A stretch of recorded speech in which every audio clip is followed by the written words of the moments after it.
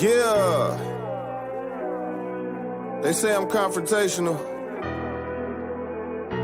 I want peace, just not at the cost of my silence. Speak up. Through the hood, I keep hearing people say I'm supposed to die tonight. They can't destroy what they ain't built in the first place. So I'm finna ride tonight. I went from a truth seeker to truth speaker. Truth through the booth, your Bluetooth. Your Bluetooth and blue speakers. Hold on, let me turn this down. I was participating in a live on IG. They're so loud. Can you guys hear them? Okay, I turned it down even more. I wanted to come on here and talk about Demi Lovato. They're on their chilling out for the great state of California. You know, you got Uncle Sam, who's a Californian, and he feels like California is the greatest place on the planet. I don't think so. But hold on, let me pull it up so y'all can listen to this madness. Listen to this. James. Don't talk about gun laws because I'm about to embarrass you. Oh Lord! Why isn't DeSantis past constitutional carry? Oh, they're about to get into a debate I don't want to have. So they're having a cool conversation about Florida versus California. Which one is better? Which one's worse? Gavin Newsom. Sunni, it would be hilarious if you weren't muted, just roasting them. No, I had to hop off there. I had to hop off because look, California sucks, and I don't want to hear people chill out for California. California fucking sucks. I know hella people who live there. I have so many family members that live there, and they don't even like it. Just saying. And these people aren't poor. All right. Cost of living in California is high as finna. But how are you guys doing? I'm back on YouTube. I need to get back into the rhythm of going live. Well, let me turn this off. Do me a favor, guys, and for anybody that's watching on IG, all right, tell everybody to come to my YouTube and abandon ship over there on James Live. There's 29 people there. I have 21 people here total. All of you guys come to my live. Come on. Come on.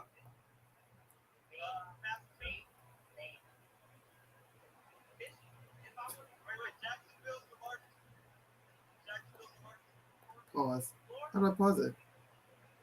Good to see you. What's up? I know it's been a minute. I need to go live more often, but you know, kind of get busy with stuff. You need to let them know how to find you. What do you mean? I put it in the chat. If you guys want to be able to look, hit the website in my bio to join on YouTube. How about that? Boom.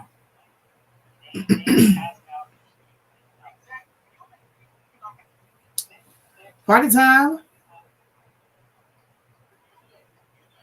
The link for my YouTube anytime I go live will always be in my bio. Always. I don't see you on Instagram. I'm right here. Everybody leave that weak ass talk about California. We talking about the LGBTQ community, which is my specialty. It's my favorite. It's a passion of mine because I think these young kids need actual help and not people presenting dangerous thought patterns that can ultimately go bad for them. We're going to be talking about the suicide rate. I'm going to be talking about Demi Lovato. I'm going to go back into the log cabin Republicans a bit. And we're also going to talk about how this somewhat coincides with, let me not say somewhat, the majority of this conversation that we have on this side really, really highlights who is doing most of the pedophile activity. They can come for me. Put me on the map. You know what? Let everyone know that I have these conversations about gays, and also let them know that I have, and I shouldn't even be bragging about this, but this is something that I can use against the left, since the right is about owning the left. There are hella trans and gay, bi, gender fluid people who will follow me and rock with everything I say. So clearly I'm not that hating if those people don't take issue with what I'm talking about. I'm just saying. Let me see. I'm going to leave this up for a bit. More people will come. Excuse me. But I think the most entertaining conversation piece we can get into is going to be Demi Lovato. At some point in the show, I will send a link for people to join. If you disagree with what I'm saying, if you agree. I don't see comments from Facebook. Let me fix that real quick.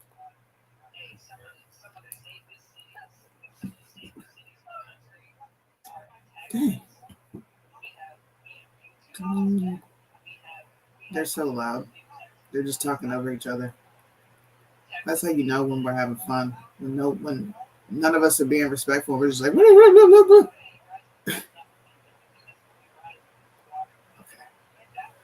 Boom, it's open. Hopefully I can see everybody's comments. Okay, I can. What's up? Love you too, Crystal. Shout out to Crystal. Crystal's been a long time follower, man. You've been rocking since the beginning. It's always good to see you on the chat. It's always good to see you on the comments, interacting. I love it. All right, so YouTube is good to go. I mean, Facebook. Do me a favor while you're on Facebook. Anybody who's watching on Facebook. What's up, Bingo? Please hit the share button so that this video can go out. Please hit the share button. I'm going to share it. I'm going to show it, but I have stuff to do on this end to make sure that all my stuff is working. All right. So let's go over to Demi Lovato.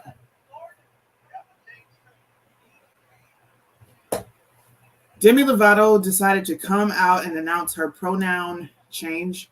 I'm not really sure why this is breaking news, but it is all over the net. And I thought it would be funny to talk about and poke some fun at it. But I'm going to let you hear what she's got going on. For someone like me, I'm still learning what all of that means. And I want to be very respectful of the pronouns that people would like to be referred by. But admittedly, the they, them, I still don't quite understand. Can you please explain it to me? Yeah, so they, them is, I've actually adopted the pronouns of she, her again. Now I have to pause this because if I don't pause, they will try to take this video down for copyrights. I'm not copywriting, all right? Let's rewind it back just a little bit. Let's rewind it back. I'm gonna play this again. Can you please explain it to me? Yeah, so they, them is, I've actually adopted the pronouns of she, her again. I've actually adopted the pronouns of she, her again. What? Let me listen to the rest of this. This is crazy. This is crazy. They, them, she, her. So do you think Demi is ultimately admitting that she's got multiple personalities floating through this little brain of hers? Because for you to be she and her is singular, but you're also they, them. And it was interesting to hear. Actually, I was just reading through this article. I'm going to read some stuff for y'all. She said, this is the craziest thing ever. She says, so for me, I'm such a fluid person that I really don't find I am. I felt like, especially last year, my energy was balanced in a masculine and feminine energy, so that when I was faced with the choice of walking into a bathroom and it said men and women, I didn't feel like there was a bathroom for me because I didn't necessarily feel like a woman. I also didn't feel like a man. I just felt human. I don't know what that means. I have no clue what this means. This sounds like psychobabble of someone who is going through a traumatic mental crisis. And instead of announcing it as such, we are putting this on news. This is on New York Post. Of course, they post a lot of crazy things, but for people who say that the LGBTQ agenda or the gay agenda, the gay mafia, or the Decepticons, whatever they feel like calling themselves, for people to say that there is not a concerted effort or an agenda to almost encourage this lifestyle, what planet are you living on? Like, what planet do you live on? Why do we need to know that when she went to the bathroom, she didn't know which one to go because she just felt simply human? Well, we're all human. That's a species of people. But you are a gender. I'm sorry, you are a man or a woman. You literally just acknowledged that you found, especially last year, my energy was balanced in my masculine and feminine energy. So you clearly know that there are only two different things that you should be feeling. One, you should feel off top because you're a woman. 1 second, y'all. I'm going to play some more of this video.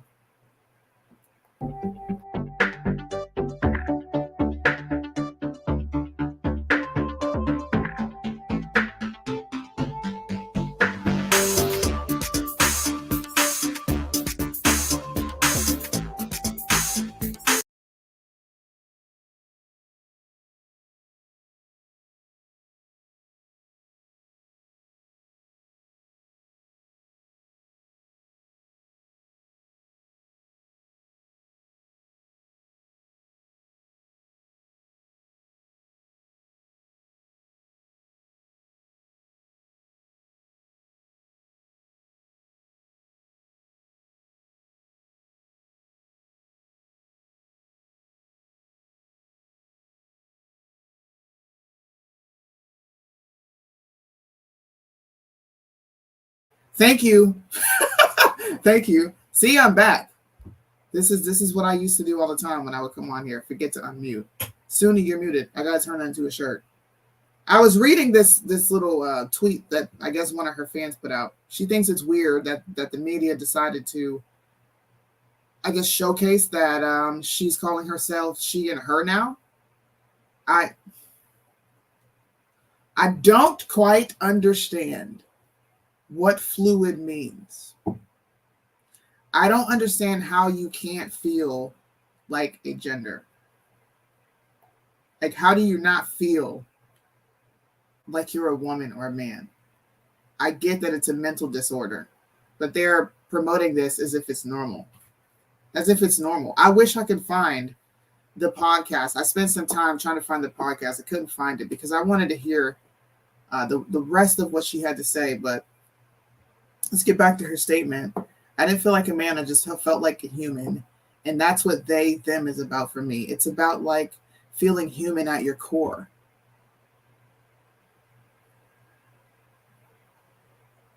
Does anybody else feel a little lost? How do you, what does it mean to feel human? Because I feel like humans exist, but we don't feel like we're human. Maybe I'm trying to apply something logical to an illogical thought pattern or thought project, because that's what this is. A lot of this stuff is just experimenting on people. But what does feeling human feel like? What does that mean? I feel human. I don't think I've ever heard someone say, I feel human. Have you guys ever heard that? Demi has lost her mind. I agree with you, but I think that there's something deeper and more mental going on that people are willing to admit. And I think that's really sad because these people are suffering. Since you don't want to hurt their feelings and tell them, yo, you 5150, you're a little crazy. You are a little crazy. It's illogical. Common sense has gone out the stinking window. I agree. I think she has borderline personality disorder. Scary chick. Scary chick. I agree with that. I think she's a little bugged out myself. But I don't like that it's being showcased. And then when people call it out as being showcased, it's then translated into, well, no, you're just homophobic. You just don't like gay people. Or you don't want to be understanding, or you're not inclusive, you're not this, you're not that. But they don't realize that they are asking all of us to defy reality, to defy logic, biology, psychology. They're asking all of us to throw that out and just adhere to people in their mess. That's why I went live. I went live because I feel her entire premise behind this they, them pronoun, not wanting to feel, what was the first statement she made? Pretty much like she wasn't going to be bound to the confines of a binary, binary genders, right? I'm not a man or a woman, and I don't know what I am right now, and this is just where I am right now. And the rest of us are supposed to be like, okay, they, them, but she just decided out of the blue, hey, I'm a she and I'm a her again. We're all confused. I'm confused because I don't know how are you? My screen's all messed up. How are you quantifying all this? What are we all supposed to do? Right? And I'm not saying that I want to help these people or I want to make them feel comfortable, but for the people that are passive and they're like, well, fine, I'll call you whatever you want. How are they supposed to know when your personality switched upstairs? Like, what if someone walked up to her and said, hey, she needs this. Well, no, I feel like they, them today. No, refer to me as they. Okay, so you're multiple people. So then you're not a she, her. You're a female. You're women. See how fucking cycle that is.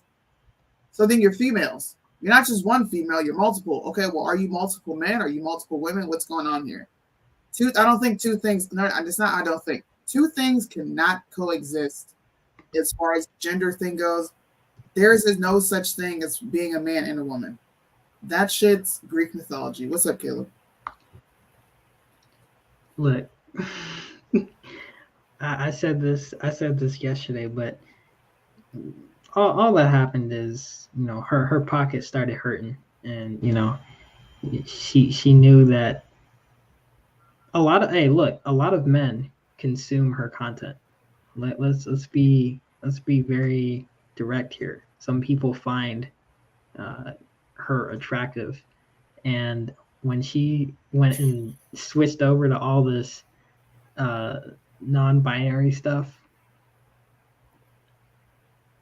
she done. Yeah, I'm telling you, that's what happened. She switched into this, and men were like, I'm not co-signing this. So she had to quick time switch back to, the norm, Suni, because but she couldn't do it all the way. She had to still appeal to the alphabet audience, So she said, well, it's fluid. I'm still figuring things out. Yeah, look. I mean, I had a transgender person on my live the other day on IG. Didn't even know this person was transgender. I thought it was a woman. It is a woman. But just for story's sake, I was referring to her as she and talking to her and, speaking about issues on women, etc. And later in the live, she comes out and she's like, yeah, I'm transgender. And we were just like, I did my best to keep myself together.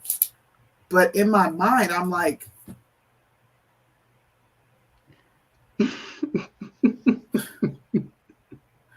so what? I'm like, huh? Well, I feel like a man, and I've always felt like a man. I look like a man. I sound like a man. And all of us who are on the live are just like, have you heard yourself? Do you see yourself? And I'm not being funny. This is a lady. She told me, she said, look, I respect you a great deal. Thank you for having me on, allowing other people to voice their opinions. So I'm not making fun of her. Right. I'm giving a real and raw reaction, and you guys got to see this in real time. It was like asking me to lie to myself, although she didn't ask me to, but for the record, this is what other people are doing. You're asking me to trick myself into seeing a man when I don't see a man. I don't hear a man, I don't see a man. But she was so, no, this is what I am. And I was just like,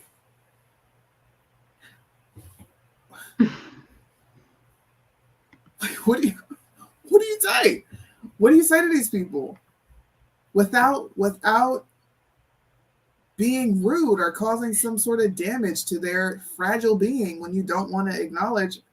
I don't know, man. I feel like I agree with you. This is a cry. This is a publicity stunt. I need to get back into the news. I haven't been in there in a minute. My weird ass alien show where I'm discussing shit with the other side, that failed. People aren't buying into her antics. So she had to, I don't know, are you trying to appeal to the heterosexual crowd by saying I'm she and her again? Like, what's going on here? I agree, but I do understand what you're saying. She has a male audience, sure. But large.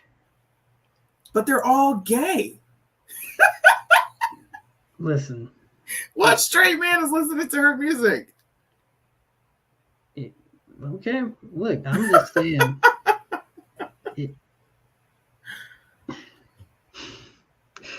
Nah.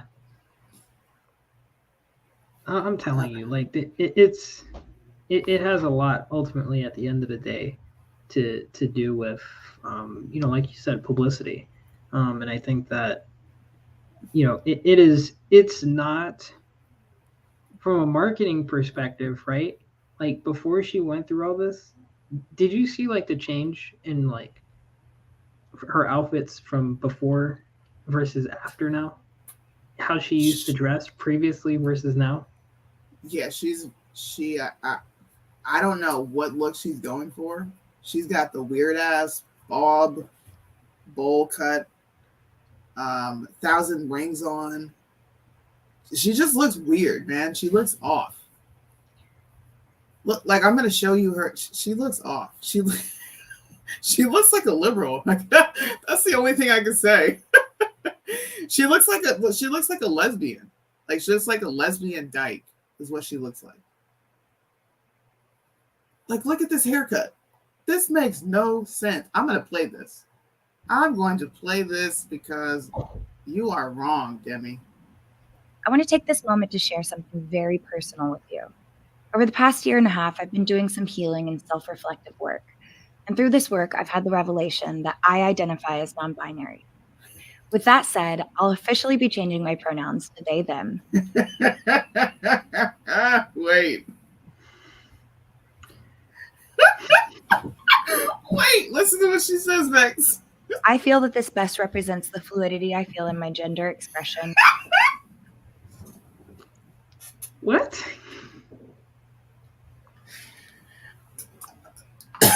What the fuck is a gender expression? I want to take this moment to share something. I'm sorry. Is there going to be a study in college now called gender expression? Is that what we're doing now? Hey, look. Hey. Gender studies, man. That's kind of the... I want to take this time to share something very personal with you. It's not so personal, but it's personal because I'm going to share it with millions of people. What the fuck? Like, think about this, Cindy. Like you just said, like, if this is something so personal, right? Something, I need to live my truth, right? Like, why is it that they roll out an entire production to tell everyone about this? I mean, this is personal to me, and I'm going through a lot right now. Like, listen, Siri, everybody got stuff going on. For real, bro. People die every day, B. And people do not jump on. People aren't out here rolling in 10, 20 cameras and showing about, this is my experience, through my transition. She's crazy. Like, I just don't get it. She's crazy. She's 5150 crazy. How old is she? How old is she? Or what is she? She's 5150. That's a code for crazy person. No, I'm saying, how old is she though? She's in her 30s. Me and her are the same age.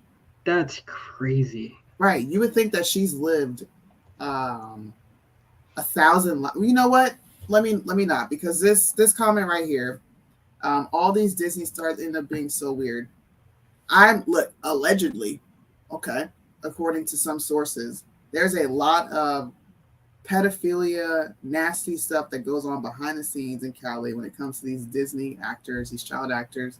They usually end up crazy, killing themselves on drugs, right? So I'm not negating that. They probably fucked her up so bad that now her marbles are scrambled, and then she's just lost.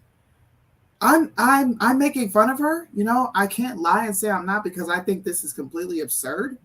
And I think that a lot of people who are dealing with mental illnesses, I think they have a sense of being lucid. They understand. I think we've handicapped them a bit. Now, people who are so far gone where they can't function, fine. But this bitch wakes up, she takes a shit, she wiping her own ass, she eats, she's making money, she's paying fucking bills. You know how to pick up a camera, you know how to pick up your phone and go live and talk about all these things you got going on with you. You are somewhat lucid, and this is for attention.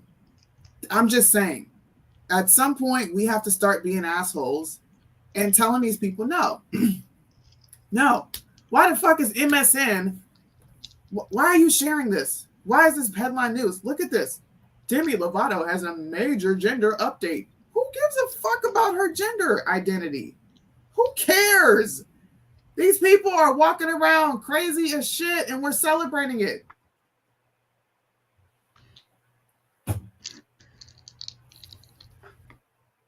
She's lucid. I'm sorry. She is not that fucking crazy to where she don't know what the hell's going on. Suni, You wipe your butt, ma'am. Suni, listen. And I can say this from experience. My generation, right? Because Demi's not technically a part of it, but my generation, from my experience, man, 10 times worse city. Oh gosh, Demi Lovato. Well, since we're on the topic of hey, nuttier than squirrel shit, I like that comment, Daryl Camp. This is the time where I'm gonna open the floor. Oh, you were muted? My bad. I'm gonna open up the floor for, if you want to come on, boom, there is a link in the chat for other people to come up and explain what they think of this. I know there is someone in the crowd that understands, or you feel like you understand this mental gymnastics. I call it a fucking clusterfuck, because that's what this is. Please explain if you support or you're condemning Demi. If there are people who support, I don't really care. You know, I'm going to think you're weird, and I'll probably call you weird on the live, but don't be afraid to come up here, okay? I want to understand. Y'all, look, the other transgender woman, she was a woman, but she said she was a man. Look, the woman I had on my live the other day, she was trying to explain it to me, but she couldn't, because she said, I'm transgender and gay. And I said, but you're a guy. Well, yeah. I said, so then how are you gay if you like girls? You know what she said to me?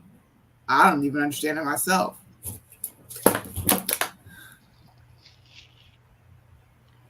What? I don't even understand myself. What you just said is one of the most insanely idiotic things I have ever heard. At no point in your rambling, incoherent response were you even close to anything that could be considered a rational thought. Everyone in this room is now dumber for having listened to it. I award you no points, and may God have mercy on your soul. I'm just saying. Oh my god. Nobody else will say it. Everybody else will be like, oh, you can be what you want to be. I'm going to award you no points. Yes, may God have mercy on your soul. Because this is absolutely absurd. Absurd. It's just another way to create chaos. Sure, I can see that. But there's an agenda. Said, oh, was that out of campaign talk? No. No, that's an old. It's an old Billy Madison movie. Yep. It's It's on the loop of my first year. It was dang, I forgot the name of it. Yeah. It was Billy Madison. Oh yeah. So, were you there when we were discussing?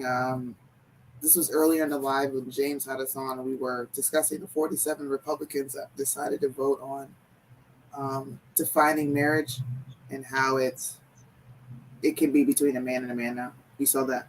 Yep. Okay. We also kind of went down a rabbit hole of possible arguments that could come up in the near future, because they're going to take a lot of these things in front of Supreme Court. And what we came to the understanding of is, it's interesting that you have people in positions of power, right, that will condemn things being taught to children in school, or condemn there being a force on society and culture to accept certain things, right? But then they'll go vote on things such something as small as this, where you're actively changing a definition in front of everyone's eyes, and people are just like, okay, if they want to get married, I don't care. But we don't look at the dark side of homosexuality. And there's a really good guy who wrote a study. His name is Steve Baldwin. You guys go look this up. It is the dark side of homosexuality. And he does a study on the correlation between pedophilia and homosexuality. And I think it's a whopping 80-something%. I think it's 82% of pedophiles who are caught are homosexuals, and they target boys.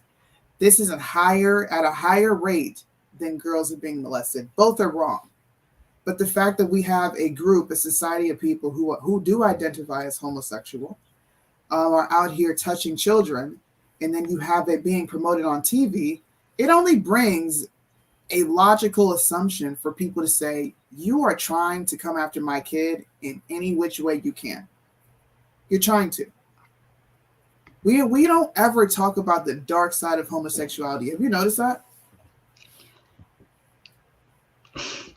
Yeah, honestly, it's wild. People want to avoid it, Suni, because, contrary to what people say, they like to say, well, I believe in, the concept of, a man and woman, but they never want to take it further as far as like actually holding that definition true. When you look at just the bills and the support, I mean, 47 Republicans vote to codify a new definition, right? Those same Republicans were the same people just a second ago slamming the Biden administration for trying to change the definition on inflation, right? So like we have these have you noticed this? But like when people don't like what certain things mean traditionally, they want to find ways to change it, to twist it to fit the narrative, whether it's inflation, marriage, gender, all of that. It's like, Suni, you ever play, games when you were younger, and then someone gets upset, and then when they get upset that they're losing, they just throw all the pieces on the board off the game?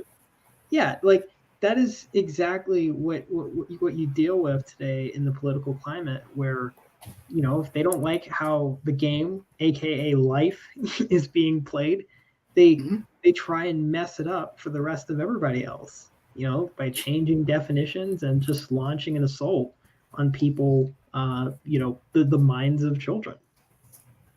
I agree. Hold on, I'm gonna pull this up. I agree with that. Booms. And I wanted to pull up the study that I was telling you guys about, so that you can go look at this yourself.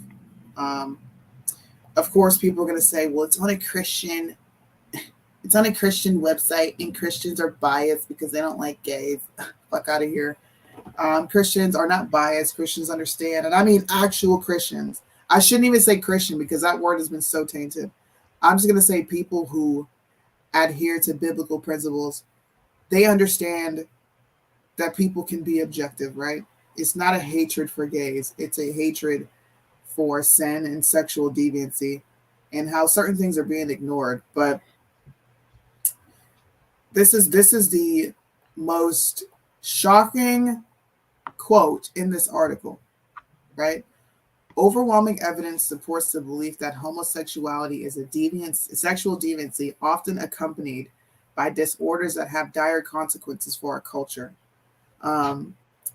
and this is written in his child molestation and the homosexual movement, which is published. You guys can go read it everywhere, but you can go to Stanford Law Review if you want to go look at it.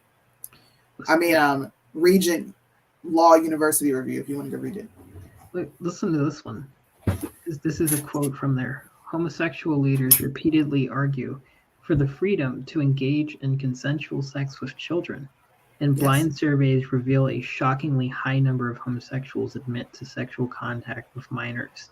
Indeed, the homosexual community is driving the worldwide campaign to lower the legal age of consent. Isn't that what's going on in California? Bro. You know when this was written? Guess what year this was written? I mean, probably like, what, in the 80s, 90s? This was 2002. I'm sure it goes back further than that. And the studies that they actually use at the bottom here, where they quote them all, it goes all the way back to 95. So since the 90s, different people have been doing independent studies to show the correlation between homosexuality and pedophilia being increasingly high. And it's only gotten worse because you do have places like California who openly have homosexuals in office pushing their agenda. One of them is a really famous one, Scott Wiener, and there's another guy there. We're starting to see all these people pop up in positions of power in politics. Now, I'm not saying that every single one of them are pedophiles. What I am saying are the people who are advocating for said legislation to be pushed through that offers them access to children. It's not something that should be ignored. We should be talking about it. We should be constantly harping on the fact that we have an organization within the GOP's realm called the Log Cabin Republicans, pushing a lot of crazy things. Yep. A lot of crazy things. I don't think people read. I'm going to be honest with you. I don't think people sit down and read much of anything anymore if it's not a big, bold headline and they can read maybe, a paragraph or two. I'm just saying. I think the beginning of his thing really, like, more now than ever, really speaks to, I mean, he wrote this in the early 2000s, and we're in 2022 now, and here's what he says. He says, lately, the gay movement seems to be making large gains in its war on America's Judeo-Christian culture. Gay characters have become the norm on sitcoms. Yep. They have. It's become fashionable to attack the Boy Scouts. Homosexual propaganda inundates many of our public schools. Again, that's happening now more than ever. And nearly all the mainstream religious denominations have revised their understanding of biblical teaching concerning homosexuality, and the gay rights, puts it in quotes, legislative agenda is succeeding beyond the advocates' wild imagination. I mean, he wrote this in the early 2000s. Early 2000s. I'll pull it up for you guys. I'm not making this up. When I read this, my mind was blown the fuck up. I said, you know what? I'm not crazy. It's not me being intolerant. I'm not crazy. There has been and always will be a concerted effort for these people to have access to our children. We're seeing it with the teachers. Why? Just like James added on his show, we rely with him. Why are teachers quitting? Because they don't have access to children to talk about how gay they are. Like, why would a teacher quit because of that? Yep. I mean, listen to this. Research on the homosexual lifestyle confirms it is almost exclusively a youth-oriented culture. Very few gays exhibit a preference for older men. Some admit to a focus on teenage boys, some on prepubescent boys, and many cross over between categories. All are subsets of the homosexual deviancy. Moreover, most pedophiles consider themselves to be gay. In a 1988 study published in the Archives of Sexual Behavior, 86% of pedophiles describe themselves as homosexual or bisexual.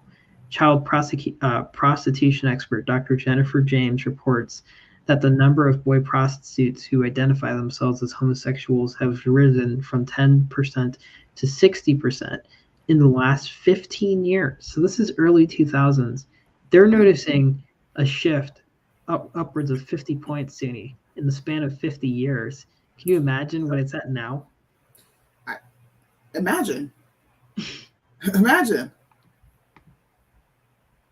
Wow. Guys, you can't make this shit up. This is not coming from a hateful place. It's coming from a place where more people need to be educated. We just do. What's up? Shout out to the OG Jerome Bell. I gotta hop on your podcast again, man. And you gotta come over here and give us your inside scoop on you running, because he was running. Shout out to him. You ran a good race, man. Good to see you back. I know I've been kind of chilling in the cut. I won't lie. I've been enjoying not being bound to go live here on Facebook and YouTube, and kind of just kicking it and having fun on IG. But this was a topic that I wanted to come on here and talk about, because we all have children. Not Caleb, but most of us watching, you all have kids, right? We all have kids that are functioning in this society, and our kids are going to be subjected and introduced to so much, whether we want them to or not, because of the perverted society that we live in, that you're almost going to have certain conversations with them earlier than you really want to. I think this will have a damaging effect on the youth in their generations to come, because of what a lot of adults, even older than me, my parents, grandparents, and parents right now that are actively grooming their children, and they don't feel like it's grooming. That my kid cried when I put a dress on them, so they're a boy. That's like, are you kidding me? Listen, what? This is crazy. I mean, it's crazy. This was published. This was an article that an organization called BLK, a Black homosexual publication, posted out. The title of the article is "Must Men Who Love Boys Be Guilty of Sexual Misconduct?" They posted this in the San Francisco Sun-Sentinel, and they say in here, "We can be proud that the gay movement has been home to the few voices who have had the courage to say out loud that children are naturally sexual, that they deserve the right to sexual expression with whoever they choose. We must listen to our prophets. Instead of fearing being labeled pedophiles, we must proudly proclaim that sex is good, including children's sexuality. We must do it for the children's sake." Boom. That quote is right there, just in case you don't believe what he's reading. It's right there. What is this? Right there. This is crazy. This video, honestly, guys, this video will probably get me taken down, but I don't really care. I don't. Hopefully this video will also go viral. At some point, people who call themselves conservative have to pick a side. If I could play Bryson's song right now, I would play it. Okay? At some point, you're going to have to pick a side. At some point, you're going to have to say, Richard Gunnell, don't fuck with you, my guy. You're a part of the log cabin group. At some point, a lot of you women who follow Christian Walker, you're going to have to pick a side. What I just heard on the live with James today regarding him and that whole crowd of gay conservatives is absolutely disgusting. To know that at events such as CPAC and Turning Point USA, that there are active orgies taking place where they're reaching out to the youth should be shut the fuck down on this side. But you know what? The fact that it's not should raise everyone's eyebrow. I'm going to see if he will post that so that I can get that clip of him talking about this. Why is that not headline news on this side? Why are conservatives keeping that bit quiet as if it's not going on? But you got the nerve to open your mouth to the left and get on them about grooming. This is why people don't like me. This right here. I don't placate to Republicans and Democrats. I'm not placating to nobody. Pick a side. And if you can't pick one, Let us all know so we know how to move around you. Let us know. CPAC is all good. Hey, you remember when the head of CPAC said we needed to look at Leah Thompson's story as we have to have compassion because her story will be historic in the years to come. You can go look that up. That is a direct tweet coming from him. That's why they hate, yes, that is why they hate AFPAC and Nick Fuentes, because they don't play that shit. Yeah. You can give them all the I give them flack, man. You know, Jerome, if I'm about to send you an inbox, man. People think I'm almost for certain people think that I make this stuff up when I talk about how bad it is. It's not being made up. This is just people not wanting to admit what the hell's going on this side and how it's no better than what's going on the left. Bottom line, prove me wrong. Ask all these people why they don't talk about the orgies. Ask them. You going after young boys, and you got the nerve to complain that you got the nerve to have a group called Gays Against Groomers. Yo, look at this. A study by homosexual activists and researchers Jay and Young revealed that 73% of homosexuals surveyed had sex with boys 16 to 19 years of age or younger. Or younger.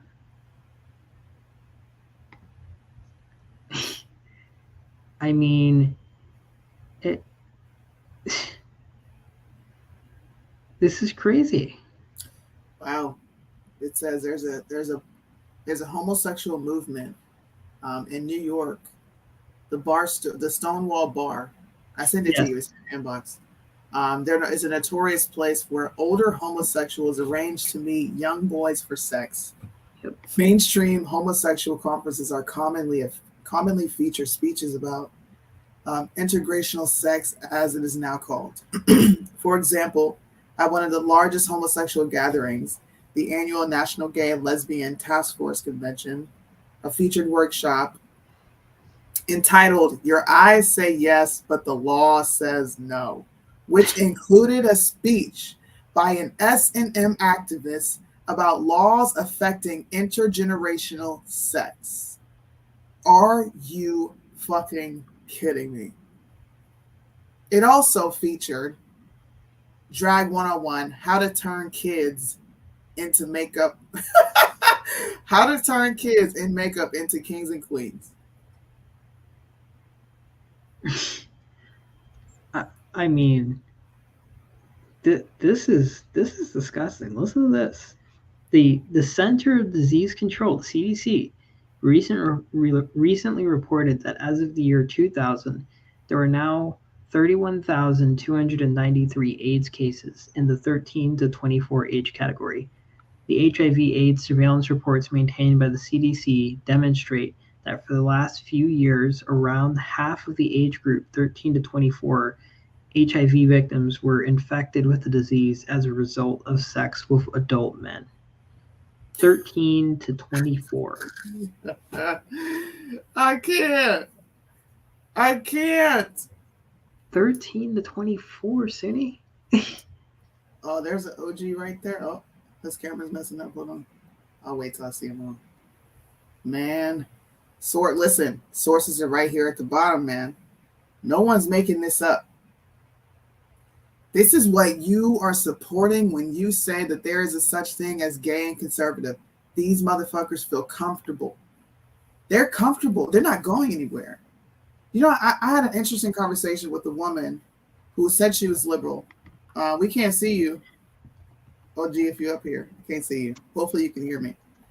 She said to me, you know, Republicans are doing a really bad job of making us Democrats feel welcome. You know, we are coming over here to reform the Republican Party, you know, because no one wants to hear about your religion.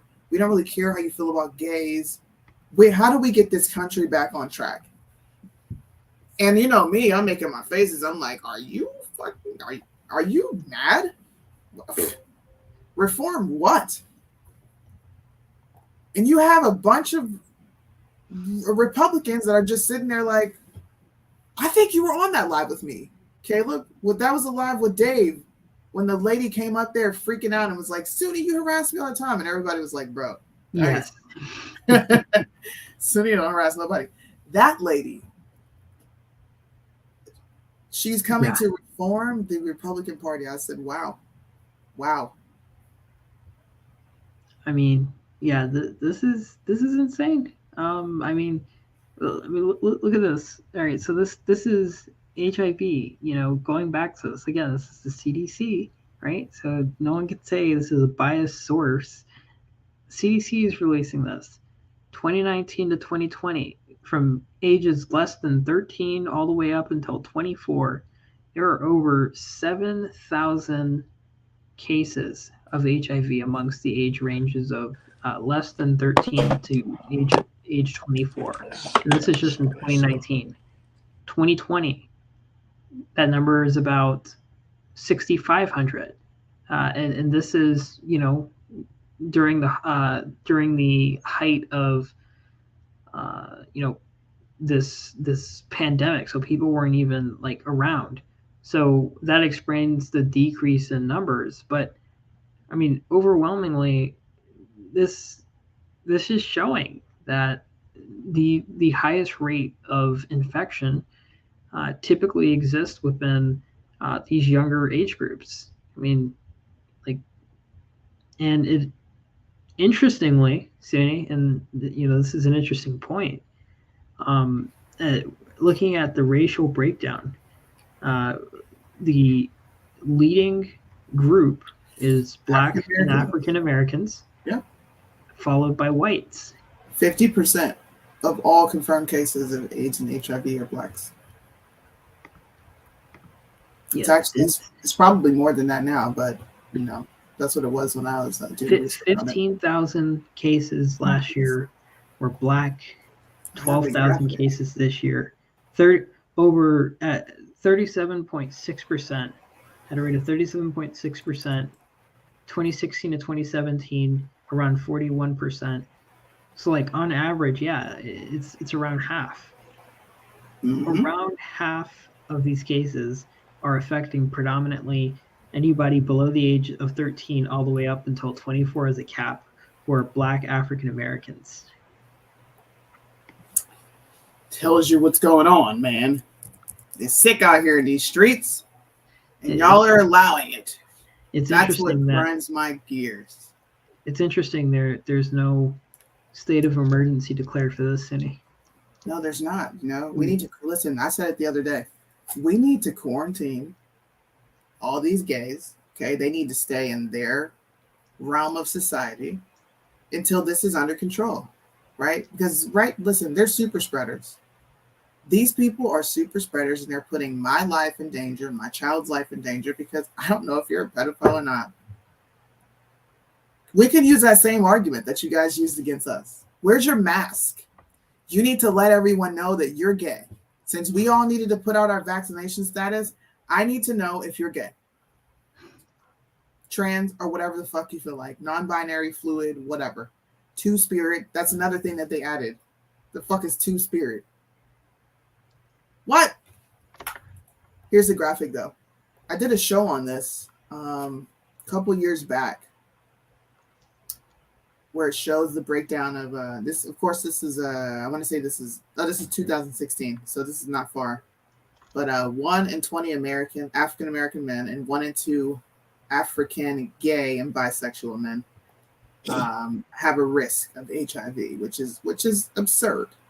I think it's monkeypox on steroids. Just saying. What's up, OG? Yo, what's up? How you doing? Sorry about that, man. I was having problems with this internet, man. On my show, they be trying to take a brother down. No, that is. That's facts. No, well, you know me. I've been on this LGBTQ thing for a long time now. And a lot of what I have been saying, and many others have come to pass. But I was really excited to find this study of this guy breaking down every single gay alliance group or gay organization in their true intentions. And I brought up the Log Cabin Republicans because nobody believes me. Nobody. No, they are the most diabolical group on this side of the political spectrum that no one's paying attention to. Nobody. Yeah, they got a lot of juice too. Because when I was running, like I had put up there in the chat, they interview all the candidates. They want to know your positions on, the LGBTQ and everything. Like I said, needless to say, I was not their chosen candidate. Of course, they chose the candidate that voted for all the LGBTQ stuff as a state senator. She voted for all of this stuff. So I mean, but they are a big faction, like you said. Richard Grinnell is like the head of it. And it's real. And yes, they are actively recruiting GOP Republicans. This is a GOP Republican group, and GOP, the Republican, is supposed to be against of homosexuality and the LGBTQ. They're supposed to be for the nuclear family, biblical principles, Christian, and not supposed to buy into this. But yet here's a group of big, a nice faction too, and with some power a little bit, and they're right here in the GOP. So the LGBTQ, and they're infiltrated in every area of society. And they're moving definitely to the schools, and they're grooming these kids, and that's why, here in Virginia, there's, I've been part of a study and an investigation to where they're not even calling it prison to the school to prison pipeline anymore. They're calling it school to the prostitution pipeline. Wow. Because they're taking these kids and they're grooming these kids right out of school. They have these groomers, they have these transgenders, they have these gay transgenders and these people in these schools actually grooming these kids in schools.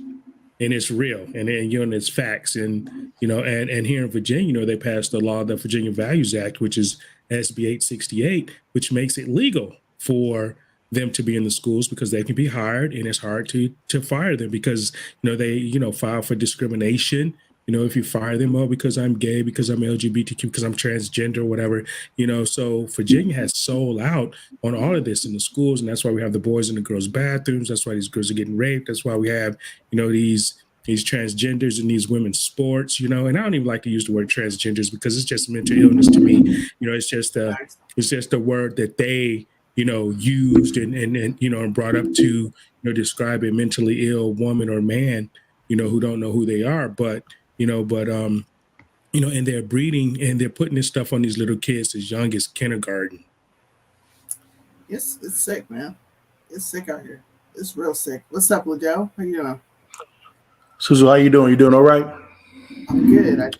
I felt compelled today to do this because I saw Demi Lovato coming out, and I'm like, you just ignited a whole nother fire. And then we had briefly talked about this in regards to the 47 Republicans who voted to codify the whole same-sex into the sanctity of marriage. And I was honestly very confused behind why I didn't see many of us influencers speaking out. That was actually really alarming to me. That I saw very few. I don't think I saw this at all, except for in a meme format. Mm-hmm. But you know how it goes when something's going on, bro. We're all pushing out content. We're going live. We're discussing it. We're having people on. We're doing this. We're doing that, and we're always silent when it comes to the LGBTQ, especially on our side, and it drives me nuts because I don't understand why. Like I don't understand it. Yeah, he's right about the Log Cabin Republicans. Mm-hmm. They are very prominent organization in politics, whether you are on the Republican side. They're kind of, to be honest with you, they're kind of we're kind of beneath the table a bit. Now they kind of came out and they're really more out there. So he's right about that. I think that the LGBTQ, whatever it is called, there's something wrong when it comes to a trans person here. because it didn't make any biological sense. This is not me trying to bash on one at all. I'm going by just strictly science. It's just strange how we will pick science. We'll cling on to science when it benefits us, but when it destroys the argument, now we want to put it to the side. Oh no, we're going to stay on this science thing. And so that's the one thing that I want to rehark on. But to be honest with you, the reason why the log cabin Republicans and organizations like that has actually gotten more prominent is because we, the body of Christ, have not been on duty at all. So I'm not surprised at all that this actually has happened, because if the salt and the light is not involved in the discussion, you best believe that's what's going to happen. So I'm not surprised, because they approached me when I was running. They approached me. I know who they were, but they were like, "How you doing?" I'm the long cap program. All right, no problem. It was about maybe a 5-second conversation, and then that was it. And after that, I never heard from them again, because they understood exactly where I stood at. It was very clear what I was standing at. Very clear. That's one of the reasons why they went after me a little bit. Sorry, I'm muted. The log cabin group won't talk to me. I had a chance to talk to Hayden Pageant, and this was a guy running out of Texas. He was and one of my opponents. I reached out to him. I'm like, "Hey, man, I want to sit down and talk with him." He's like, "Yeah, no problem. We'll set it up." Set up the day. I was doing my research, getting my stuff together, and he never showed. So I said, "You know what? You not showing for something as small as this shows me that you're not serious. Because if you were, you would have came and you would have sat down and answered some of the questions I had." I told him, "I'm going to ask you about your BLM video.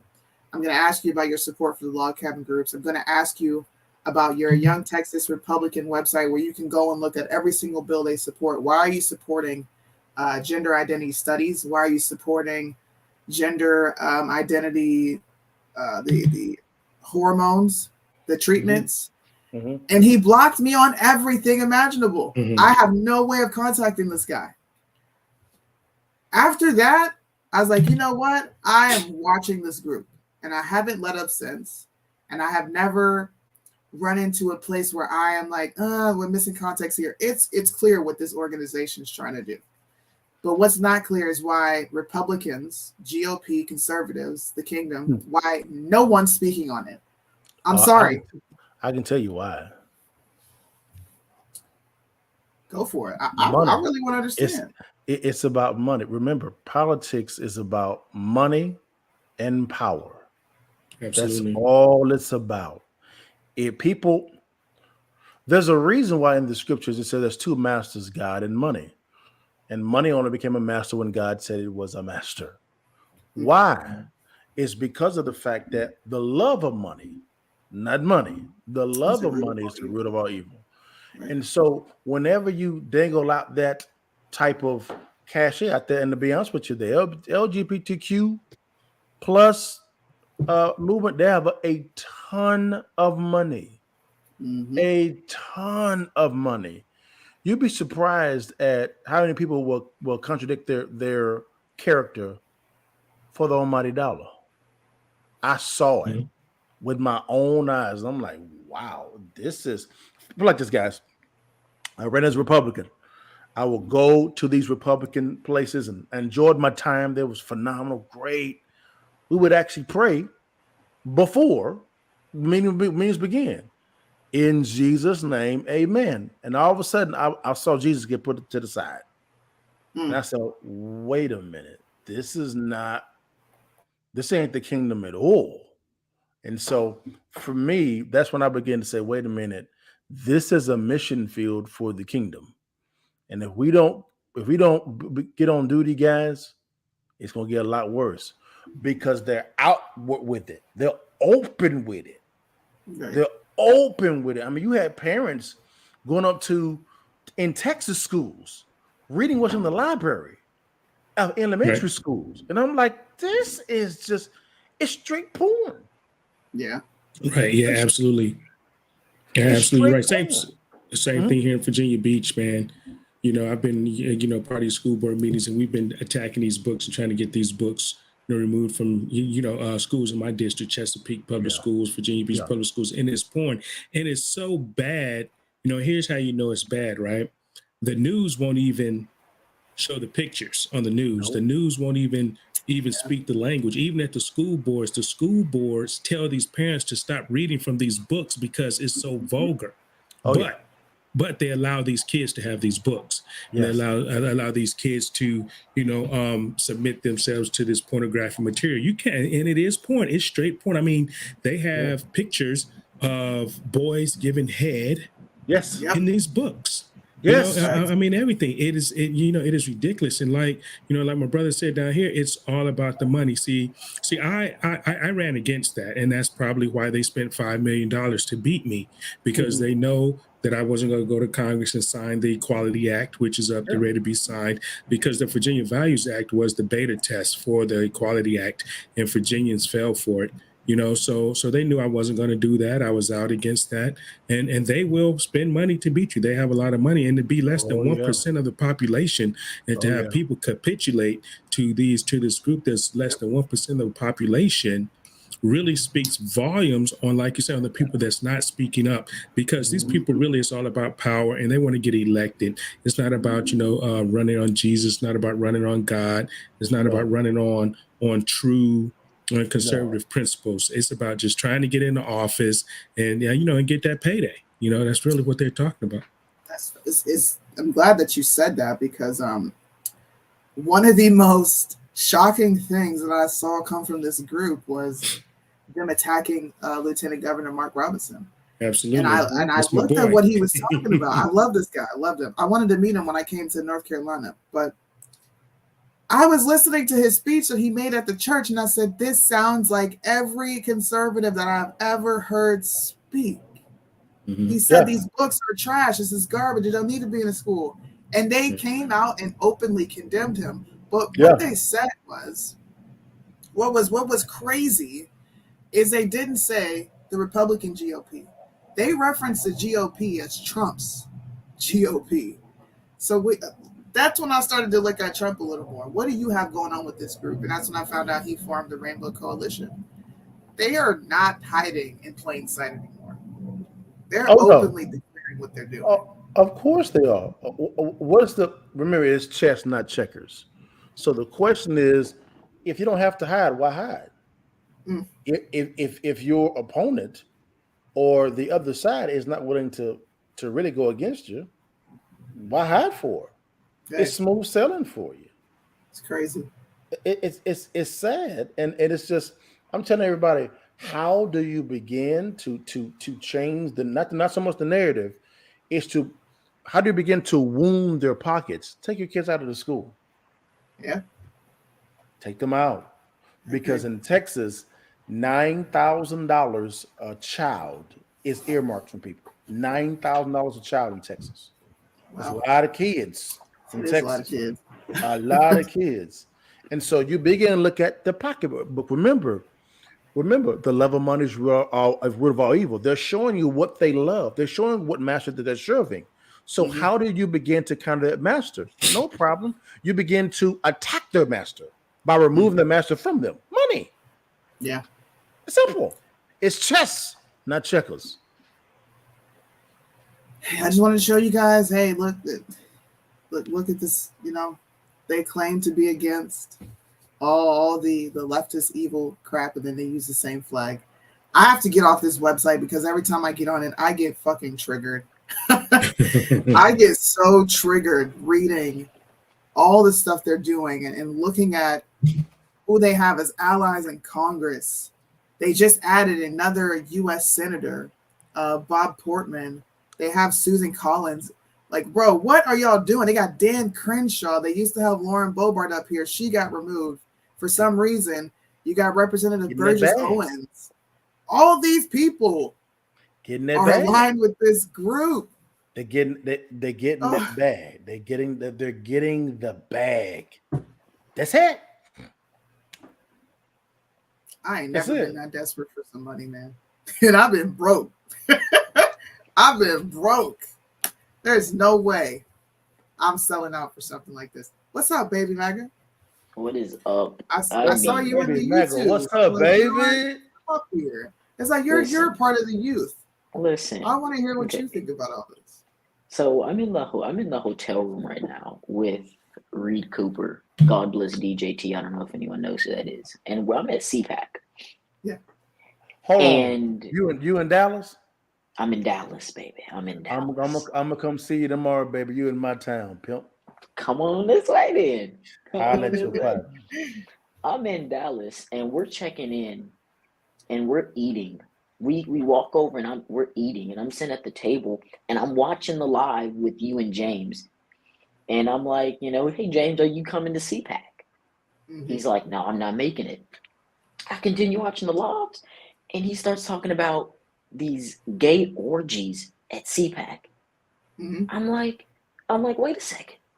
This is supposed to be a conservative movement. So I call my mother because me and her had just had this conversation Sunday where she was talking about how going to college is retarded. She used the word retarded and she used the word retarded and my gay cousin turns around and looks at us and is like, oh my gosh, don't say that word. Why can't you say the word retarded? It's offensive. It's a slur. She didn't call anyone retarded. And this is the same person who tried to justify us while using the pronouns they, them isn't grammatically correct. When you were showing the thing, because I popped in earlier when you were talking about Demi Lovato, when Demi Lovato says they, and I was like, they is plural. Yeah. They is multiple.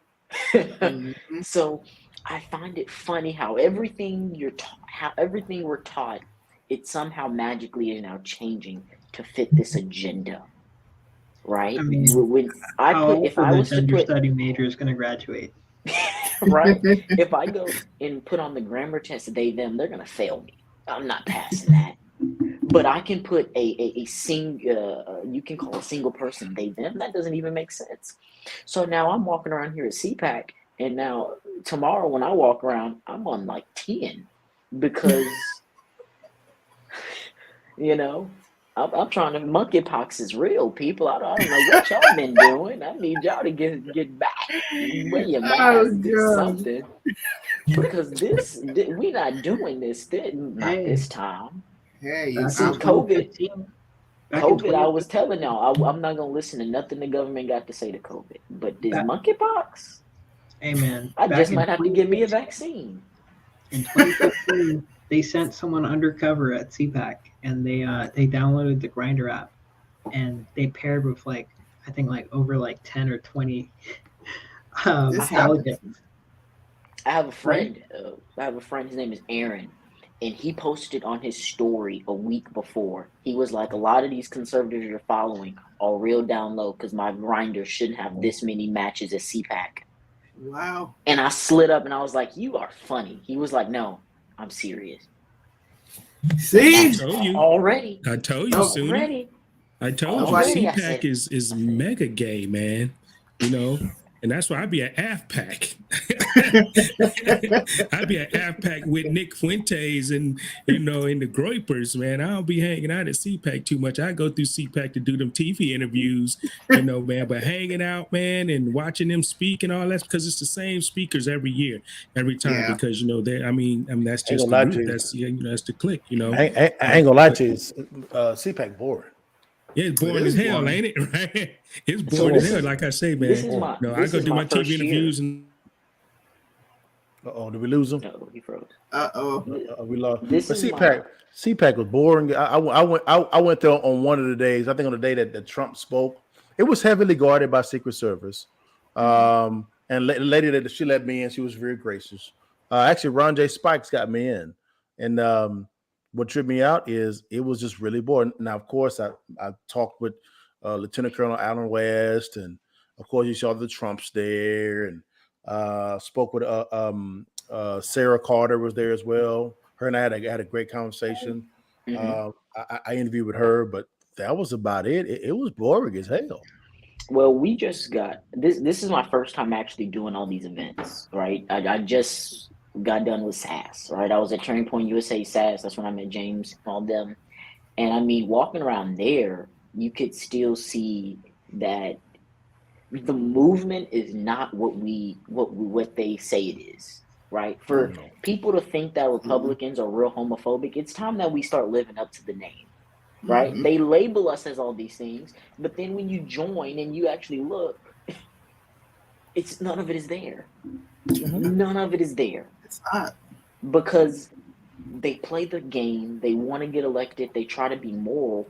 I was talking to the one guy downstairs, and he was explaining how everything is going to come down to that middle ground people. You have people who are far left who are pushing the pronoun, da da da da. Then you have people who are far right who are against it. Then you have these people in the middle who come on both sides and said, "Hey, I'm how you're going to get these votes. I'm going to save your party. I'm going to be that moderate. I'm going to be that middle ground." No, you're not going to save my party because I'm trying to ground my party. I'm trying to infiltrate my party with the values and the morals that I hold personally. Because when I do that, that's what makes this my party. Bryce and Gray always, it's time out. We keep having these umbrellas. It's time out for an umbrella, right? We want to make sure that everyone's safe, everyone's protected, everyone's accepted. That's just not how the real world works. You can't always have everyone being accepted, everyone being welcomed. And so when I look, I'm like, what are you conserving? What are you conserving? You know, I had one person try to tell me you can't be a Christian conservative. And I looked at him and I said, you know what? You just might be right, because when I look at the conservative movement, I don't see a lot of Christian morals in it. I don't either. I don't either. And you got people that will say, I'm Christian, and I'm like, where? You have people that will say that I'm not conservative. I'm like, clearly you don't watch me. You're not privy to anything that I do, because I don't agree with a large portion of what conservatives support. I think it's disgusting. I really do. What is considered a conservative now? Because even I look at Trump. Trump was not conservative. Oh, he's not. Trump is not conservative. And whenever you, oh, you're a rhino. How am I a rhino? Trump literally went on an interview and said, if I ever ran for president, I'd run as a Republican because they believe anything you tell them. He said that on his own mouth. Turned around and did it. I've been looking for that clip because I swear to Bob, I heard that as well, but I can't find it. That clip is nowhere to be. It's nowhere to be found. Because Trump was a Democrat for a while until Obama's second term. Even in Obama's first term, Trump wasn't trying to talk Republican talk. Trump went on Twitter and just started tweeting out ideas, and whoever got the most likes and repost, that's what he ran with on his campaign. I can't remember the documentary came out on Netflix that was talking about it. So, I mean, you look at this stuff, I'm like, man, when do we start, crossing lines and saying this is what we hold? This is what we hold true, which is why I'm interested in hearing what these speakers at CPAC have to say, especially in some of these breakout sessions called defining conservatism, things like that. I'm sincerely going to actually sit down I would love to go to one of these events. There's a reason I don't get an invite. Or people, look, one of my friends is going, and she said, I'm going to be at CPAC. And I'm like, oh, yeah? Mm-hmm. She said, yeah. I'm like, yeah. I said, I give you some questions. She said, no, Suni, you're not getting me kicked out. I was like, am I that bad? Suni, DM me. Because I'm telling this is what I was walking around today asking these people some questions about some stuff. Baby Mac, are you there as media or just yourself? As just myself, but my congressman is speaking, and one of the media groups I know is going to get me back there. Oh, okay. So what I'll do is I got a pretty busy day tomorrow. When are you going? You going to be there for the entire weekend as well? The entire thing. I got to talk to Reed. It ends Sunday. Sunday. Okay. But I got to talk to Reed to see when his flight leaves because I'm supposed to be leaving with him. Yeah, let me know, DM, and let me know because is it at the Anatole again? Yes, it's at the Hilton Anatole. I'm not staying at the Hilton Anatole. I'm staying at the other Hilton that's across the street from it. Oh, I know you at. Yeah, so Yeah, you're right near downtown. I know exactly where you're at. it's a Yeah, quick walk. Baby yeah, American, you can't be letting people know your moves like that. I put it out there. I have put it out there. I'm probably gonna move anyway. But it's the hotel is nice. Like where the CPAC is, the hotel is nice. Oh yeah, Everything they're nice. tall. The people that I met today, they were nice, but you could feel the tension in the air. You can, because these are hotel guests that are just randomly walking around. And Reed had gave me this shirt that has the two Trump faces on it, but at the bottom it says "sexiest man alive." Oh my god. Oh gosh. Oh wow. So That's crazy. So yeah. So That's me and him crazy were town. walking. Me and him are walking around with these matching shirts on that say "sexiest man alive," Oh and gosh. we're walking through the hotel. Oh my And god. you could just see that mix of reaction. Like, this is the last time I'm wearing a shirt with Trump's face on it. Praise the Lord. Hallelujah. He brought like 3 of them for me, and I'm like, he bought like 3 of them. But I don't know if I can turn the camera, but if I turn this way, I brought like 4 suits for myself, so I'm not wearing another one. But these people are crazy here. Oh man, oh yeah, man. Like, I'm walking around, I'm talking about what we talk about liberals for having the rainbow hair. They're walking around here with the rainbow hair, talking to me, making fun of the liberals for having the same hair you have on right now. Oh yeah. Wait a minute, conservatives? What the Conservatives. Conservatives walking around with at CPAC? pink. At CPAC, they At are CPAC, man. they act a fool. When see, look, I'll be back in 2024. The closest CPAC to me, I will be there. Whatever is the closest one, I will be there. I'll probably be out there either probably Friday or Saturday, because tomorrow I'm going to be meeting with the chairman of Texas Republican Party, Matt Rinaldi. I got invited out to that whole function, so I'm gonna go sit down and talk with him. I've sit down and talked with Lieutenant Governor Dan Patrick. He's tall. He's about 6'9", 6'10". That's a big dude, man. He's huge. Cool guy. I got invited to one of his fundraisers when I was running for public office. He and I spoke about 20 minutes one-on-one. He gave me 20 minutes of his time. Didn't rush me at all, period, nothing. And so he's the one that kind of let me know what's going on with school choice. He was the one that kind of let me know what's going on. Yeah, you gotta, because these people here are out there. Like, you think, like, when you watch CNN and you see those clips of people talking about like Obama was in the White House during 9/11, you pray that that's fake. Like, there's no way nobody actually believes that. The people that I saw today just made that realistic. If you want that clean cut Republican, you go to the state conventions. The clean cut there, dressed nice. Not because it was this elderly lady. It was 2 of them. He says not one of them had on these leggings that were American flag leggings. She had on the American flag colored hair, and then her friend, and then they had these like blinged out American flag purses. Yep. With like a blinged out American flag tops, walking around here looking like the real American flag. Yeah. And I'm looking, and she walks up to us, and I walked away. I had to go get something. I can't remember what I was going to get. And then I come back, and they are like having full-blown conversation with Reed. And Reed is the kind of guy that he entertains them. He finds this stuff funny. And I'm like, this isn't funny. Like, this woman has no clue what she's talking about. That's correct. She's out of her mind, and she's sitting here, and she's still claiming Biden isn't the real president. And then she gets mad at Nancy Pelosi to going to Taiwan. And I look at her and I say, wait a second. If Trump was in office and Nancy Pelosi would have went to Taiwan, you would have praised her. But because Biden is in office and you see the tensions, you're being hypocritical now. Right. That's a lot of conservatives. Bro. My only issue with her going to Taiwan is you blatantly went against your president. What the president said. Your Yes. president said, "Don't do this." She said, "I'm gonna do this." So my whole thing is, what is the goal for going there? I still don't know what the goal is.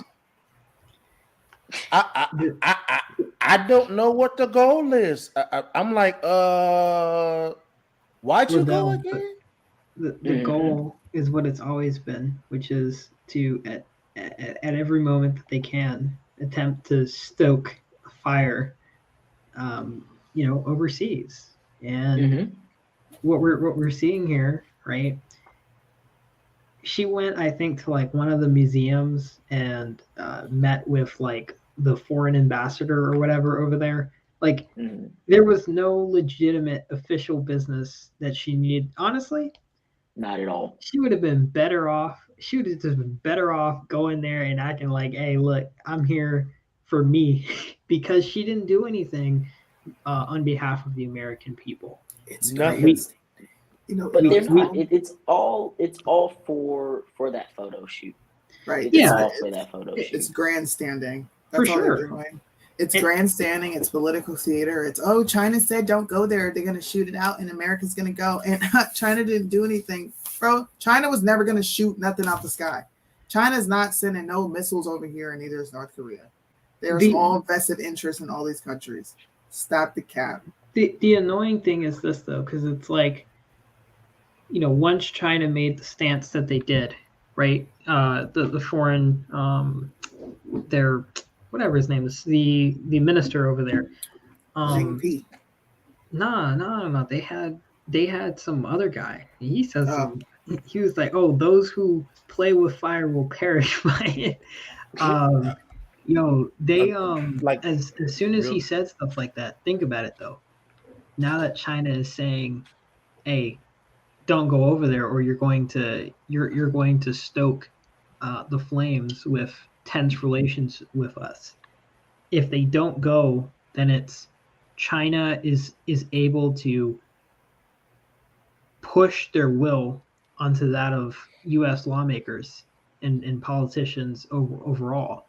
So at that point, and I think Nancy Pelosi did it intentionally. She knew that China would react that way, so there would be no choice but for her to go over there. Because if she doesn't go over there, it makes America look weak. The president continues to look even weaker, and we look really bad. It's just now China has moved a bunch of their ships into the Taiwan Strait. So this will be very interesting. We look really bad. I don't think that China's going to do anything at all. Period. But what they're going to do is they're going to use this as a way to ramp up their military actions. For sure. That's all they're going to do. And so, and kind of what happened is the president wanted to go, but I believe that Nancy Pelosi leaked it to the papers, and the paper said, "Well, she's going," and I'm like, "Hey, look." And I'm like, what the hell? And so now you have the president saying, and his team saying, this is not good. And I'm like, I gotta say it. This is the worst ran administration I have ever seen. And I've been trying to let them make it so bad. And I'm like, I don't. I mean, I can go off the recession definition. Hello, Afghanistan withdrawal. Come on, negotiations with China. Come on. It's like every time I turn around, this president is so capitulating to China all the time. Hey, Liddell, it's not 2 negative GDP quarters anymore. Now it's how farms are doing. Oh gosh, if I hear the word GDP. After I heard it come from Mitch's mouth so many times today. That is the worst way to determine the health viability of any company or any country at all, period. Because there's so many pulled out facts out of that thing that they exclude out. It's the most massaged thing ever. I'm like, this is, and so but like Mitch told me initially in 2021, I said, inflation's coming, Mitch. We got big enough GDP. And I'm like, Mitch, this ain't making no sense what you're saying because of the fact that inflation's definition is there's too much currency for only too few goods. Now that talk about you fear mongering, and all of a sudden I'm like, we at 9.1, okay? It's 9.3 now. I thought we had a big enough GDP to sustain this. What's going on with that one? It don't make no sense. So let me get this straight. We have record high prices, and they're bragging about it coming down 80 cents. The hell out of Isn't it ironic the Inflation Reduction Plan increases inflation? So they should rename that the Inflation Production Plan because they're producing inflation. The reduction plan increases inflation. They said that they wouldn't tax anyone more who is making less than $400,000 a year. That was a lie. They're taxing the middle class. And the low But class. you know what's funny is this number 400. Whenever they're talking about taxes, that number 400,000 is like one of their favorite numbers to use, and I find it very odd all the that time. Joe Biden makes 400,000. 400,000. Hey, look. That's why when it comes to finances, it's very easy to defeat whether you are liberal or conservative. Talk about all this junk because I'm a principles person. I'm a definitions guy. And think about this. We're going to, when you hear the word making from the government, we're going to make investments. We're going to have subsidies. What that means is we're going to infuse more money into the economy via debt. So when I hear that, I'm like, oh, wait a minute. So you're printing money out of thin air. Where is it going to go? Where's it going to go? You can't answer that question. Well, it's not going to increase any taxes. No more, you're lying because that defies mathematical logic. Number two, there's going to be a second tax, inflation. Do you know what the crazy part here? And I was talking with someone about this, but this is the scariest thing for me. Looking at, and I'm gonna pull it back up. Looking at the tax plan that they're having for companies. Hear the logic here, Liddell, right? If you're an LLC, cool. If you choose to incorporate as a C corporation, you are automatically lumped in with the Googles and Amazons of the world. Think about that. What I mean by that is they're adding, so they add an additional 15% tax on top of the 25% corporate tax is what they said. So you got 25 plus 15, and then the additional payroll tax as well of 7.65%. In total, they're taxing corporations, C corporations specifically, a rate of 47.65% as a flat tax. So if you make $20,000 this year as a business,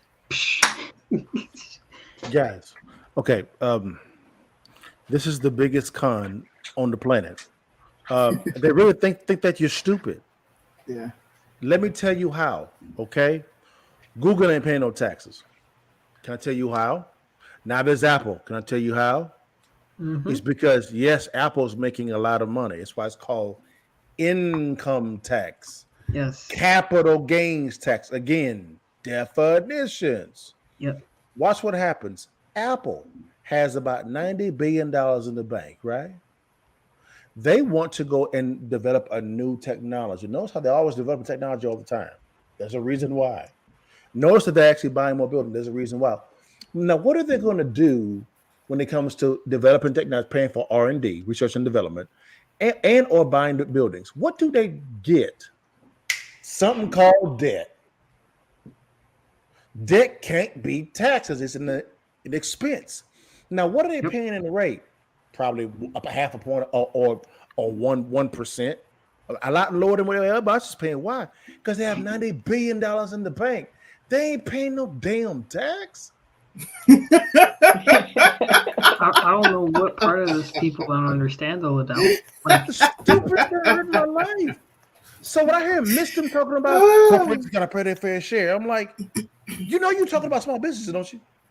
Like, you know, you're talking about the middle class business, don't you? The doctors and attorneys. What the fuck? Hey, Liddell, literally, this is the exact conversation I've been having with people. I said, listen, if you think that Amazon is stupid enough that they're going to let the government swindle them into paying this ridiculous almost 50% tax on corporations, you're out of your mind. I'm looking at the clock. I saw Vincent put this the USDebtClock.org. I'm looking at the income tax revenue alone in this country. You know, what do you think it is? A lot lower than what we actually what we actually owe, and I guarantee you we're barely paying interest, barely. It's 2.5 trillion. Now watch this. Our GDP is about 3.5 trillion, or 3 trillion. I'm sorry, 3 trillion. So how much is the interest that we're paying? What'd you say? I'll pull it up. I'll pull it up. Don't you worry. I'm the right one for this discussion. Even tariff, federal interest corporate rate. tax revenue, dude, they're making bank. I think we're at 2.4. No, 2.75%. I think is what we're at. This is the biggest. Look at this, guys. This is the biggest. So we owe $4.4 trillion. Now watch this. Guess who owns the majority of that debt? The Federal Reserve, because China and Japan ain't buying no more of our debt no more. Because it's worthless now. So now the Federal Reserve has a bigger balance sheet. So what are they doing now? They're trying to create more security so they can borrow against it. It's that's why we'll never get paid any reparations. Get that out of your mind. That will never happen. They've been studying since 1989. It's 2022. Why haven't nothing happened? We always going into commission to study. What is this? They'll never pay it. It's a con. It's a con. They get nothing in return for that type of investment. It's a con. Let's keep it a band, y'all. Come on. Let's stop playing this game. This is what I keep saying. I say this all the time. Working. You know what? This is a lie. You know why this is a lie? The U.S. national debt is because, y'all, let me ask y'all a question. The TARP bill that was passed at the end of President George Bush's term and it began about Biden. Really, Bush passed it. And then, of course, Obama began to implement it. Guess how much they said they actually printed out? I don't even know. I think it was about what? 31 billion. Oh, no, not 31 billion. Oh, yeah, I'm sure. Billion? Yeah, 31 billion. Guess how much it really was, guys? More or less. A lot more. Ooh. They initially authorized 700 billion. That was not what they did. That was a lie. Now, how do we know that? Well, what happened was within that deal, you can file a FOIA. Well, what happened was when they filed the FOIA, what actually happened is the government came back and said, we need 10 years to let you know how we spent the money. That's ridiculous. Hold on. And so they had to wait until 2021 to get the facts. All right. When they got it back, guess how much they spent? $31 trillion. That's with a T. Damn. Now watch this. And the majority of that money went out. It was not spent. It's spent in the U.S. It went to other countries. The hell out of here. This is a lie. This is a lie. What are you spending? What's funny is most people aren't going to track that for 10 years to figure anything out. No one's going to want to do that. What are they spending? Hey, look, what are you spending? They spending on themselves. They lining their fucking pockets. That's what they doing. Because that's the only explanation. Because you ain't buying stuff. You ain't all buying this money stuff. floating around. We got all this money to pay for someone else's gender studies, to pay for other countries' wars, their guns, their weapons, artillery. Come on, man.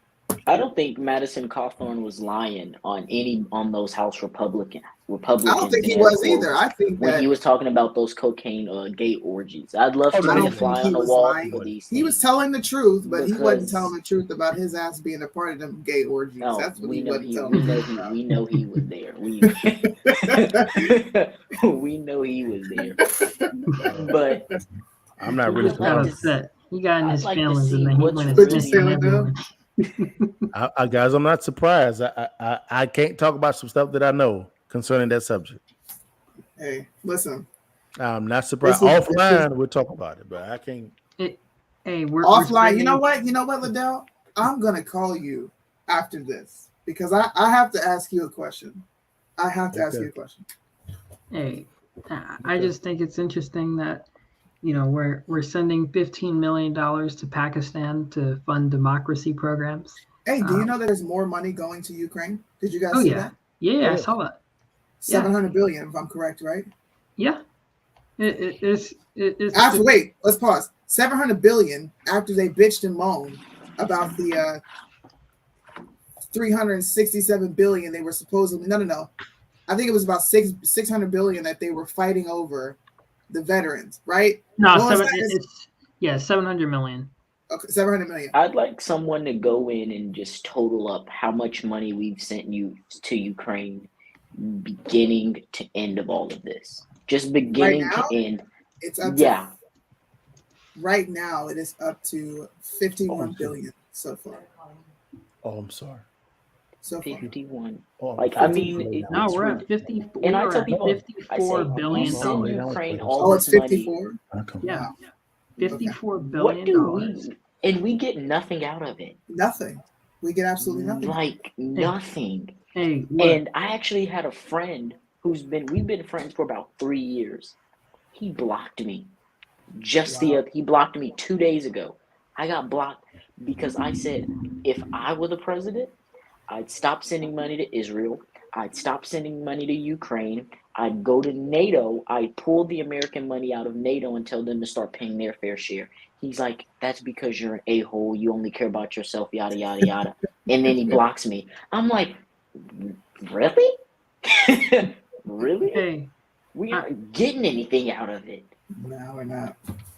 I just think, personally, that it's interesting that we sent in a COVID-19 bill, right? A COVID-19 bill. Yep. We sent $73 million for an Iron Dome defense system to Israel, right? Mm-hmm. Israel, the country which commits atrocities against. Say it. Don't mince your words. Hey, look, these people commit countless atrocities against the Palestinian people day in and day out. We send millions and millions of dollars to them. No one is curbing this. No one is stopping this spending because it's like we need to support Israel. They're being attacked. No, they're not, bro. Israel, listen. It's no different than Ukraine and Russia. That's what it is. It's funny because under the same breath, you campaign on cutting government spending. Hey, listen, people don't like to hear this truth, but Israel, the Jews, are torturing Palestinians. Excuse me. They are torturing.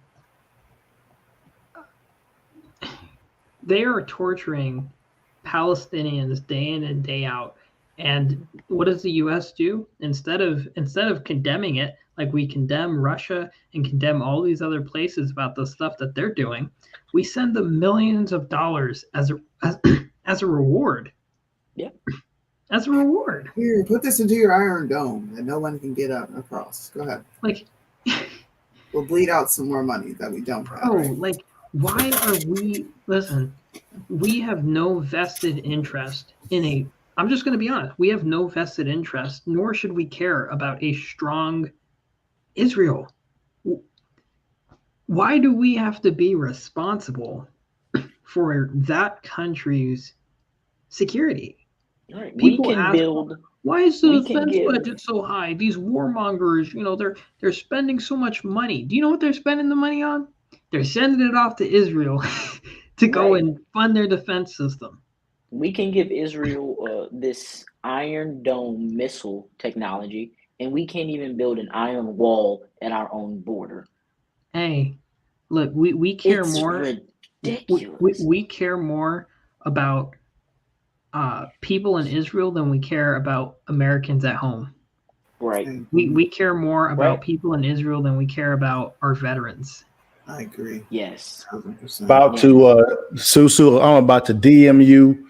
Okay. I actually heard this from I got to give it to Glenn Beck. Glenn Beck, damn, Bajina been killing That's it. my guy. I love Glenn Beck, man. He's been I love killing it. Glenn Beck.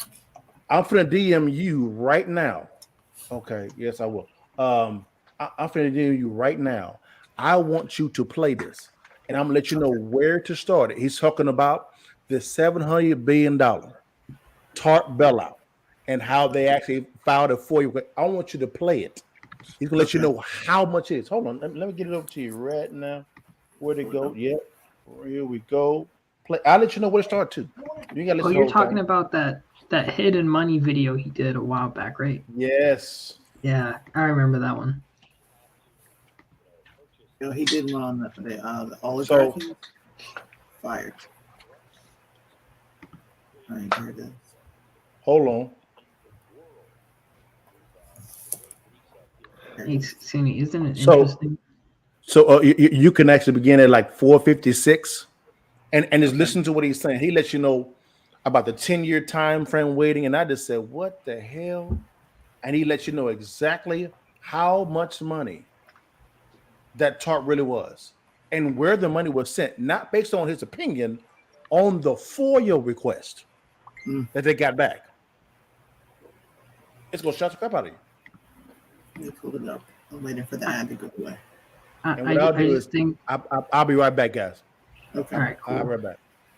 I just think that it's ironic that we have trillions of dollars, we have billions of dollars to send overseas, but veterans had to fight to get coverage for the toxic the what is it, the toxic tar pits. Yeah, the fire pits that they were. Yeah, it just goes to show that a lot of people's idea of what politics is actually not what it is. And I don't think most people get to see what we see, or especially me and Baby Manga. I don't really see you at events. But events aren't my thing, honestly. I haven't been to events, but I have been in talks with a lot of people. I've spoken to a lot of representatives, U.S. representatives, people running for Congress, all that.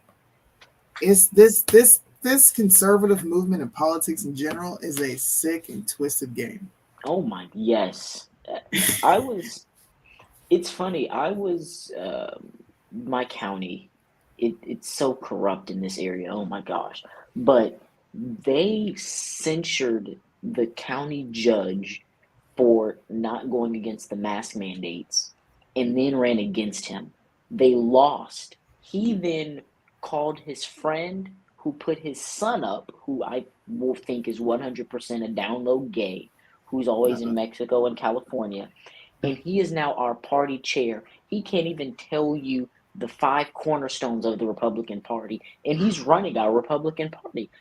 And I'm sitting back, and I'm like, okay, you came in here, you set up the website, you're great for that.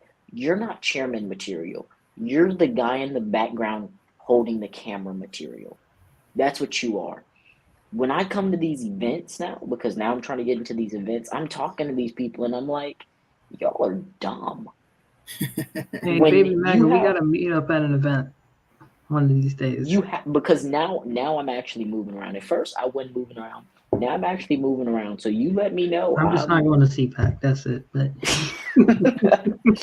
I gotta pull up at CPAC one time, and make my presence known. And I'm looking for you, Christian Walker. I want to. When's the next event, bro? Christian Walker. I was trying to find him at SAS because everyone saw him except me. He was there.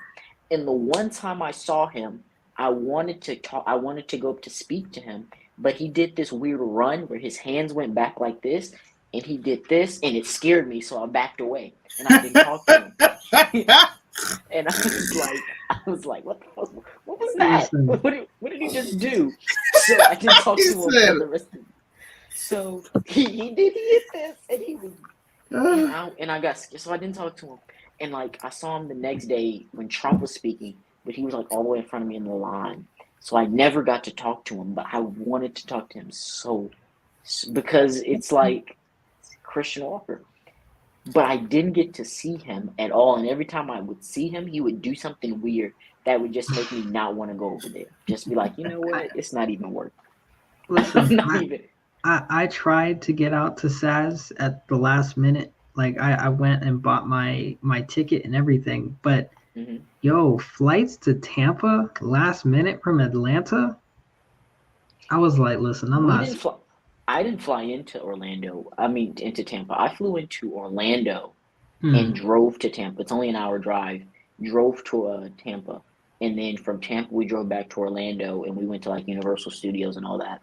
And then flew out. It's so much easier. And it's only like an hour. It's only like an hour drive. It's not bad. Listen, I'm moving to Austin on the 15th.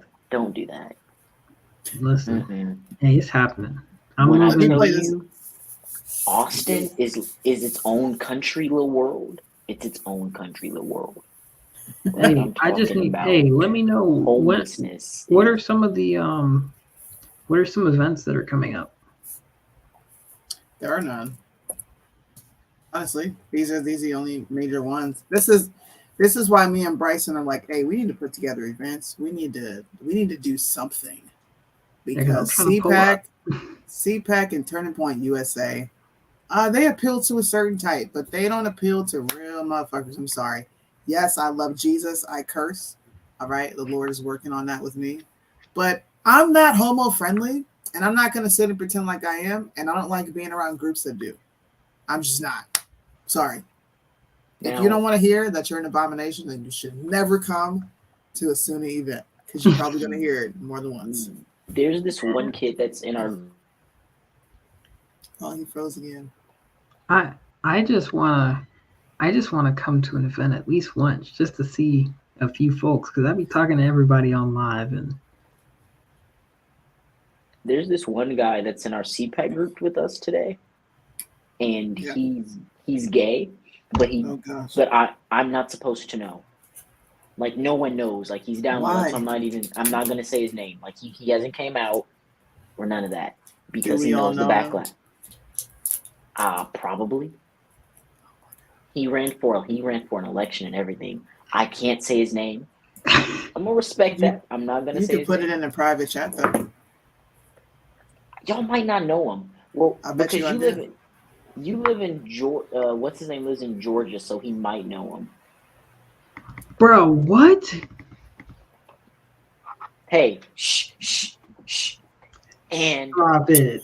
His ex-boyfriend is at the event. He's at CPAC. Works for CPAC. Hold on. We were walking so much because he wanted to stay away from him. And You're lying, I'm not right? supposed to. I wish I could. And the only reason I know that is because the guy that is sleeping in the bed next to my bed is like this with him. And he told him, and okay, now we're getting into deep stuff. And the kid, and what can we call him? Because I need a name. What can we? I need a name.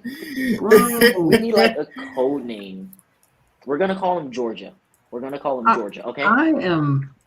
Georgia told Reed that he was like that, and Georgia, when I'm with him, the way he acts is totally different than when we got back to the room after walking around all day. We got back to the room. Reed called him and was like, I'm going to tell him you're in the shower. I was like, okay, that's cool. He tells him I'm in the shower, and the way his voice, yes, he is supposedly Mr. Veteran. He's a veteran. He is am in the army, and flabbergasted. his voice got all high and flamboyant. I was like, Bro, and he thought I was in the shower, so I didn't hear any of the conversation. I know But this guy. but Yo. shh, no one knows. Like when I mean no one knows, no one knows. Yeah, but let me ask you a question. I'm not gonna out anybody. Isn't that the problem? Isn't that the overarching problem is whether they want to admit it or not, they are coming over here to infiltrate and make us gay friendly. How come we can't just tell them no? When you go to his account, my mom always told me, people who have internalized homophobia, who just attack that community just out of nowhere, it might be something wrong with him. And he's like if you go to his page, he just out of the nowhere goes on anti-LGBTQ rants. This is crazy. Like I was about to pull up a picture to show y'all what he was wearing today. Then I forgot. I can't do that. But bro had on this and we kept calling his shirt flamboyant, and he was so mad. Oh, he was mad. I was like, yeah, he's wearing this flamboyant shirt at the table with us. Everybody's looking at us. It's like this nigga, what? Right. And there's so many. I have put myself in this situation where I have found out more people are gay than I should know. Like there's some people who I'd rather not know are like that. Like I didn't want. Like I could really sit on here, Suni. Let them make me mad. Let them make me mad, Suni. I'll sit on here and I'll give you a list of names of diehard conservatives that you thought were for the movement. I'd name drop everybody. Because what I do is I sit back, I don't say anything, and I just watch. And stuff just so happens to pop up while I'm around. I don't say anything. I don't say I hate it. I don't say I like it. I just sit back and I just listen to what you got to say. That's the only reason I found this out. I'm still... Listen. Before I say this, let me make sure he's not awake. Listen. Yeah, he sleep. I still don't know 100% about that kid. He sleeps, so I can say that. Listen. So I'm like, it's... Hey, y'all remember that representative who was like, we need people on our side to go in and run as Republicans because we need to change things from the inside. Do you remember that? Suni, you remember that, right? I'm saying, say it again. Sorry. Do you remember that representative who basically was like, we need to get people on our side, she's a Democrat, to go and run as Republicans? I vaguely remember that. I don't remember who said it, but I do vaguely remember. It was the one who was, she was the one who was talking about dope boy money. Oh, I forgot her name. I know who you're talking about. I mean, I think that is a well-known, documented fact in this movement. And I'm going to be honest, I really saw it with Brexit. When I found all those people entering Brexit with nefarious intentions, I said, oh, hell, man. So I can only imagine it at this level, the political level. Is it Rashida Tlaib? Isn't that her name? Nah, that ain't her. That's Tlaib. Nah, listen. Is that the one who just got caught on Project Veritas? Yes. Okay, I know who you're talking about. Let me play this video, and then you guys can stay backstage because I got to shut this down. I want to play this video. I'm only going to play a little bit of it. Actually, Liddell's not here, and I have no clue. Should I play it? I'm going to play it real quick. Die hard, never gonna wake up to anything Democrats. They know something is not right. We told you that the Great Reset is the plan. The news on the Great Reset is breathtaking today. And the White House announced yesterday that they are going to get rid of Bitcoin and all cryptocurrency. It's got to go. It's got to go. IMF is going the same way. Well, why? let me give you some numbers that have just been FOIA'd and released this week. Why this is not the number one story in the world, I don't know. But I haven't seen this reported anywhere. The Fed has a 2-year waiting period on information. So they can't tell you. You can't ask, and they can't tell you 2 years. They do something, and then you have to wait 2 years to say, what did you just do? Okay? Then it has to be FOIA'd. Well, 2 years, 2012, 2 years went by after 2008 to 2010, and they were FOIA'd. Tell us what you did. Well, they fought it, and they went all the way to the Supreme Court, and it was, the Fed said, we need 10 years. We need 10 years. It's very sensitive, 10 years. 10 years are up, so it's been FOIA'd. Let me give you what they did. Now, here's what they said they did. Do you remember the Tea Party started with TARP because we were so outraged that it was $787 billion. We were so outraged, almost $1 trillion to bail out these banks. Are you kidding me? I want you to remember that. $787 billion to bail out TARP, less than $1 trillion, the bailout for all of the banks. And we said, what are you doing? How could we possibly do that? Then the stimulus package, the Reinvestment Act, was $750 billion. So $1 trillion, what, 6, $1 trillion 5. That's what they said they spent. Then the Fed said, we have to, purchase things like mortgage bonds. So we're just adding money, but it's on our books. We're just going to print and digitize some money, and we're just going to buy some stuff, okay, from the banks. So they already had almost $1 trillion from us, the taxpayer. And then the Fed said, we're going to do $3.5 trillion to the banks. Okay. That's what they told us. Small problem with those official numbers. They're complete and total bullcrap. Levy Economics Institute is the one that got the FOIA, and they have the findings. And let me give you the truth of what the Fed did.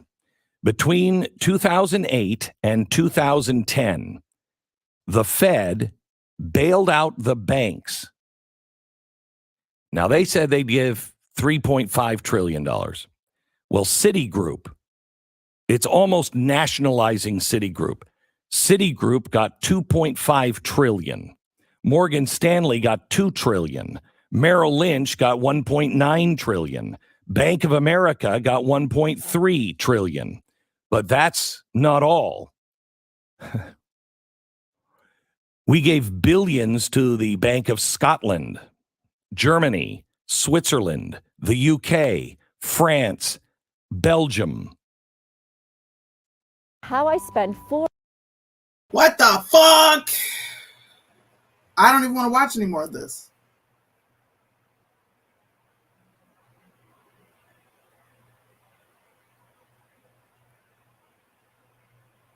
Hold up, bro. 4 hours to create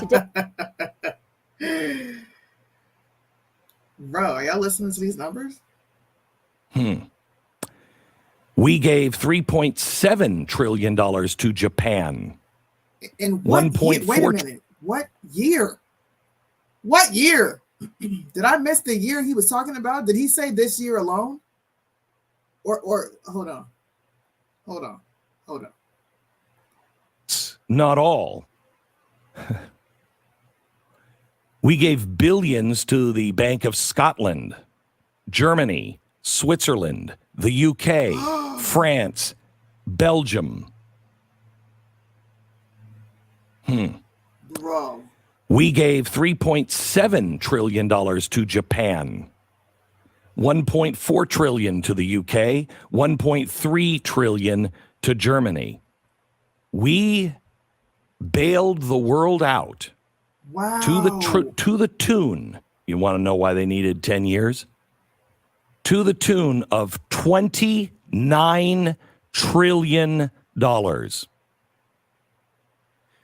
They digitized $29 trillion and didn't tell you a damn thing about it. Wow. And they gave it to people all over the world. 3.7 trillion to Japan, to the UK, to Germany, separately. 1.4 to the UK, 1.3 to Germany. Now, we're trying to figure out why inflation is going so through high. the roof. Yeah. 1.4 to the UK. They're now reporting the highest inflation in 30 years. 1.3 million to Germany. The producer price inflation jumped in Germany 24.2%, the highest since World War II. You remember my prediction in 2010 when I was questioning this and I asked, is any of this money going overseas? Of course, that was insane to even ask. The reason why I asked is because if we inflate our money, the rest of the world will be hit first with inflation, much worse than ours. Much worse than ours. And these cowards all across the world who are politicians won't have the strength or moral character to say, well, I was involved. I politicked for that money. And I wanted that money over here, and America was giving it to us, and so we took it. They're not going to say that. They're going to say America inflated their money, and we have that money as our gold. We have that as our reserve currency. They, because of their lavish lifestyle and living it up, they just printed all of this money, and now we're all screwed. That's what's going to happen. Mark my words, and it's going to happen faster than you think, because there's more news. It's not just the 30 trillion that we know about. It's now verified through FOIA. We can show you the numbers. That's a fact. But that's ancient history. Do you remember when they started giving money in 2019, right before, like 3 months before the pandemic? And I said at the time, there's a crash coming. Something is happening. This is not normal. And we couldn't get anyone to comment on it. No one would say a word. No economist could explain what the banks were doing. And I said, this is the biggest robbery of all time, the biggest redistribution of wealth. We are going to find out. Well, let me tell you in 60 seconds what they did. Now, we're going to have to probably wait 10 years for verification of this.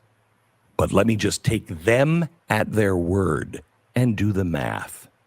If you think $30 trillion is outrageous, you haven't seen anything yet. So do you remember back in 2019, something started with the banks and they started giving them emergency cash because there was some sort of fluctuation and we couldn't figure it out. No economist could.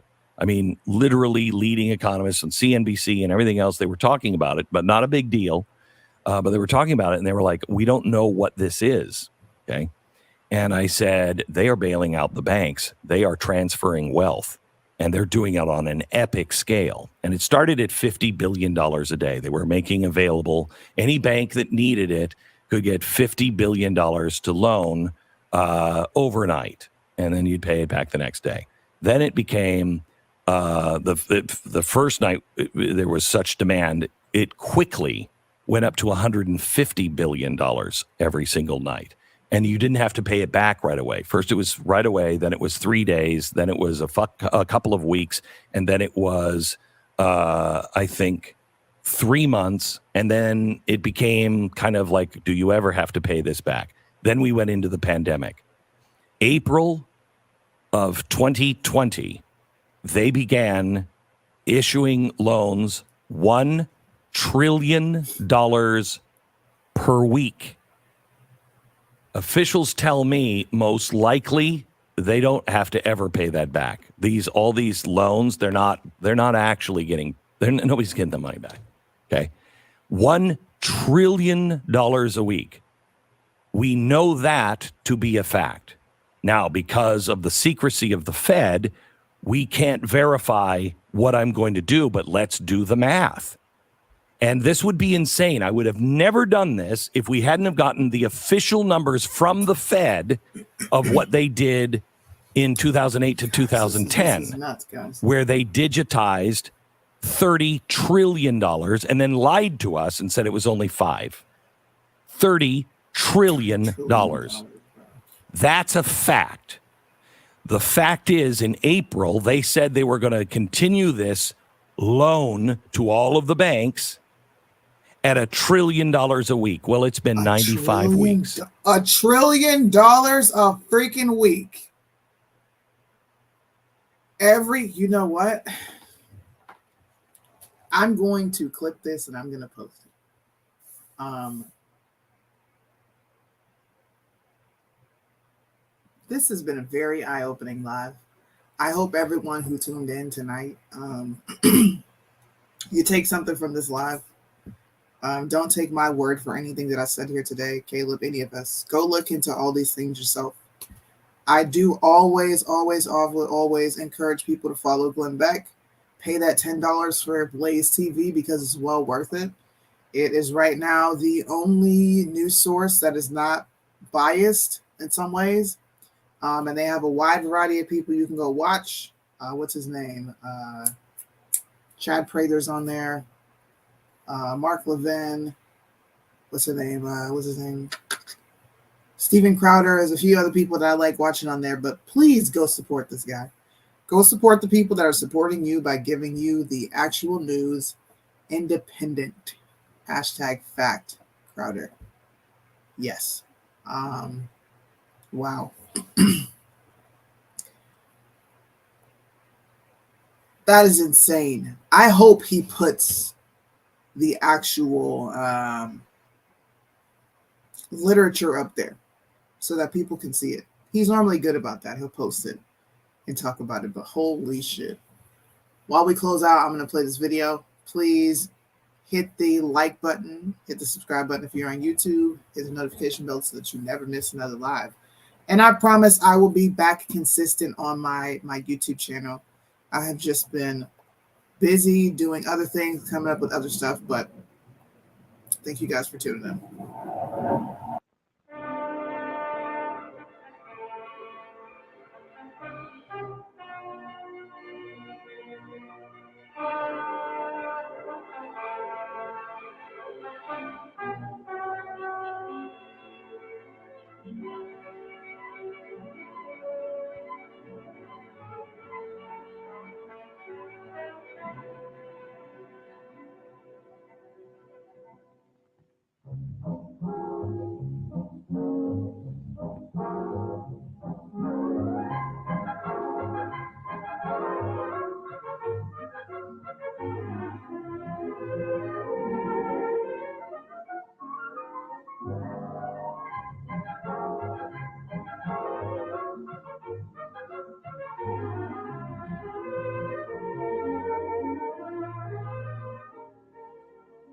I'm Lieutenant Williams, a police officer attached to the Juvenile Division.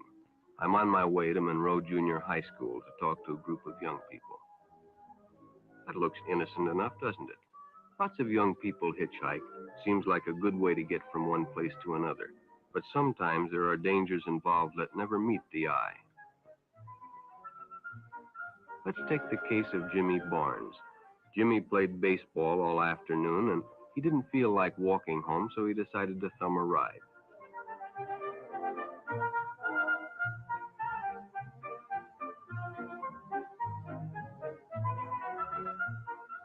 He'd done it 100 times before, and he didn't think anything was unusual when the driver struck up a friendly conversation.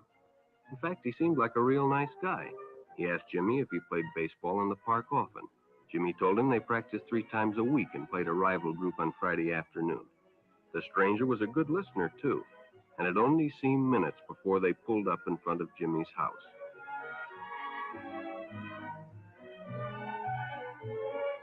When Jimmy got out, the stranger gave him a friendly pat. Then he told him he'd see him again, as he always drove by the park on his way home.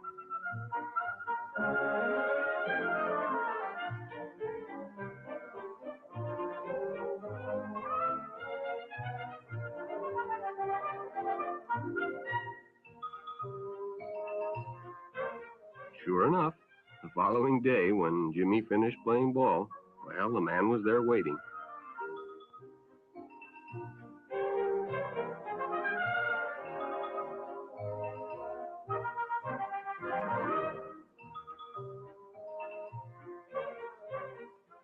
They stopped at a drive-in, and the stranger treated him to a Coke.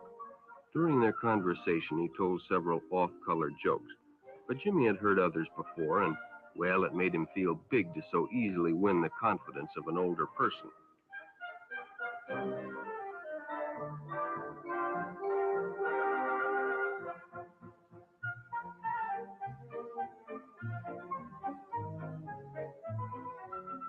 The following Saturday, they went fishing together. By now, they were using first names. Ralph said it was more friendly.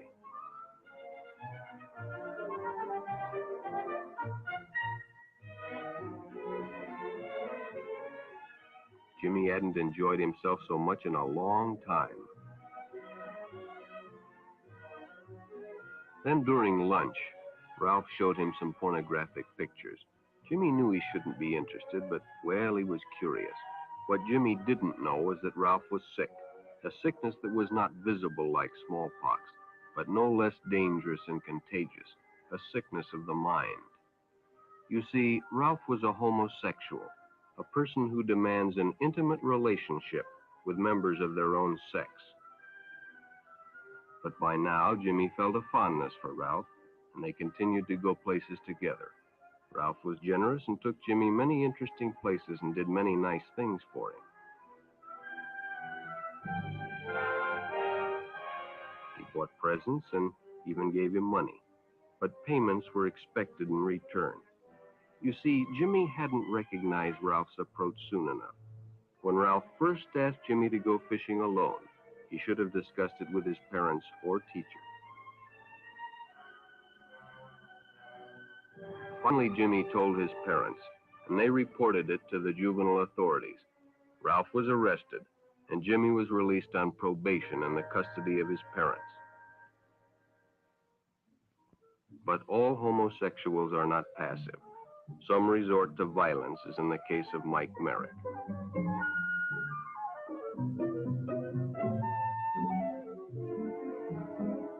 In the heat of competition, no one noticed the man who sat and watched.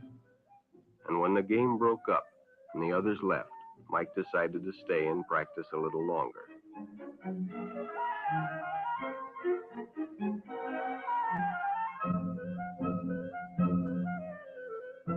The stranger joined him. He was friendly and, well, it was better than playing alone.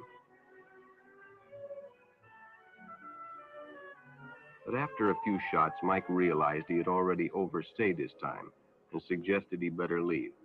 The stranger told him if he'd like to stay longer, he'd be glad to drive him home when they finished. Sounded great to Mike. Chance to play longer and get a ride home, too.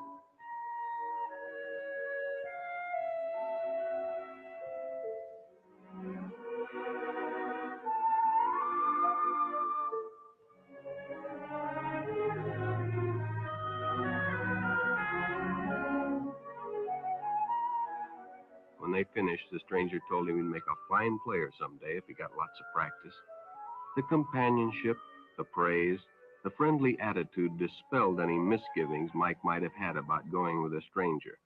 He probably never realized until too late that he was riding in the shadow of death. But sometime that evening, Mike Merrick traded his life for a newspaper headline.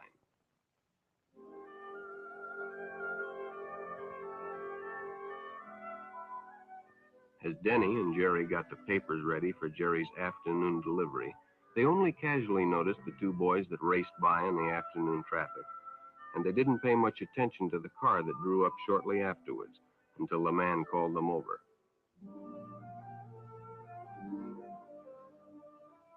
Had two boys been by on bicycles? The boys nodded they had. Could they recognize them if they saw them again? Well, Denny guessed he could. And hop in, the man said. Those are stolen bikes. Without giving it another thought, Denny got in and the car sped away. Jerry watched. He'd been told many times, if a friend got in a car with a stranger, to write down the license number. It didn't seem to apply, but, well, fortunately, he marked it down.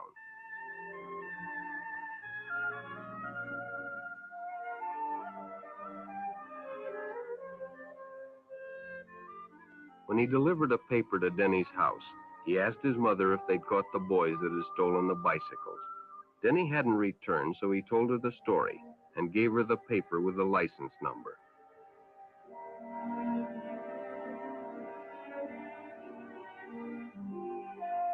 Being a careful parent, she decided to call the police. Jerry supplied the necessary information, and the stranger's car was quickly spotted. It was a good example of how important it is to always get the license number and description of any stranger who takes a young person off alone, no matter what they tell you.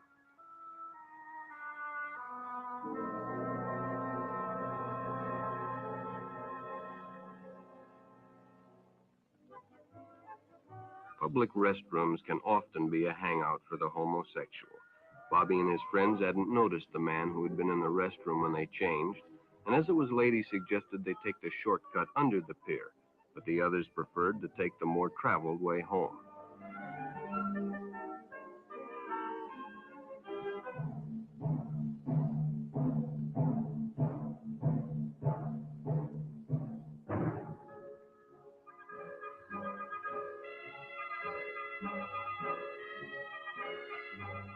When Bobby recognized the stranger as the man in the restroom, the shortcut under the pier didn't seem like a good idea at all.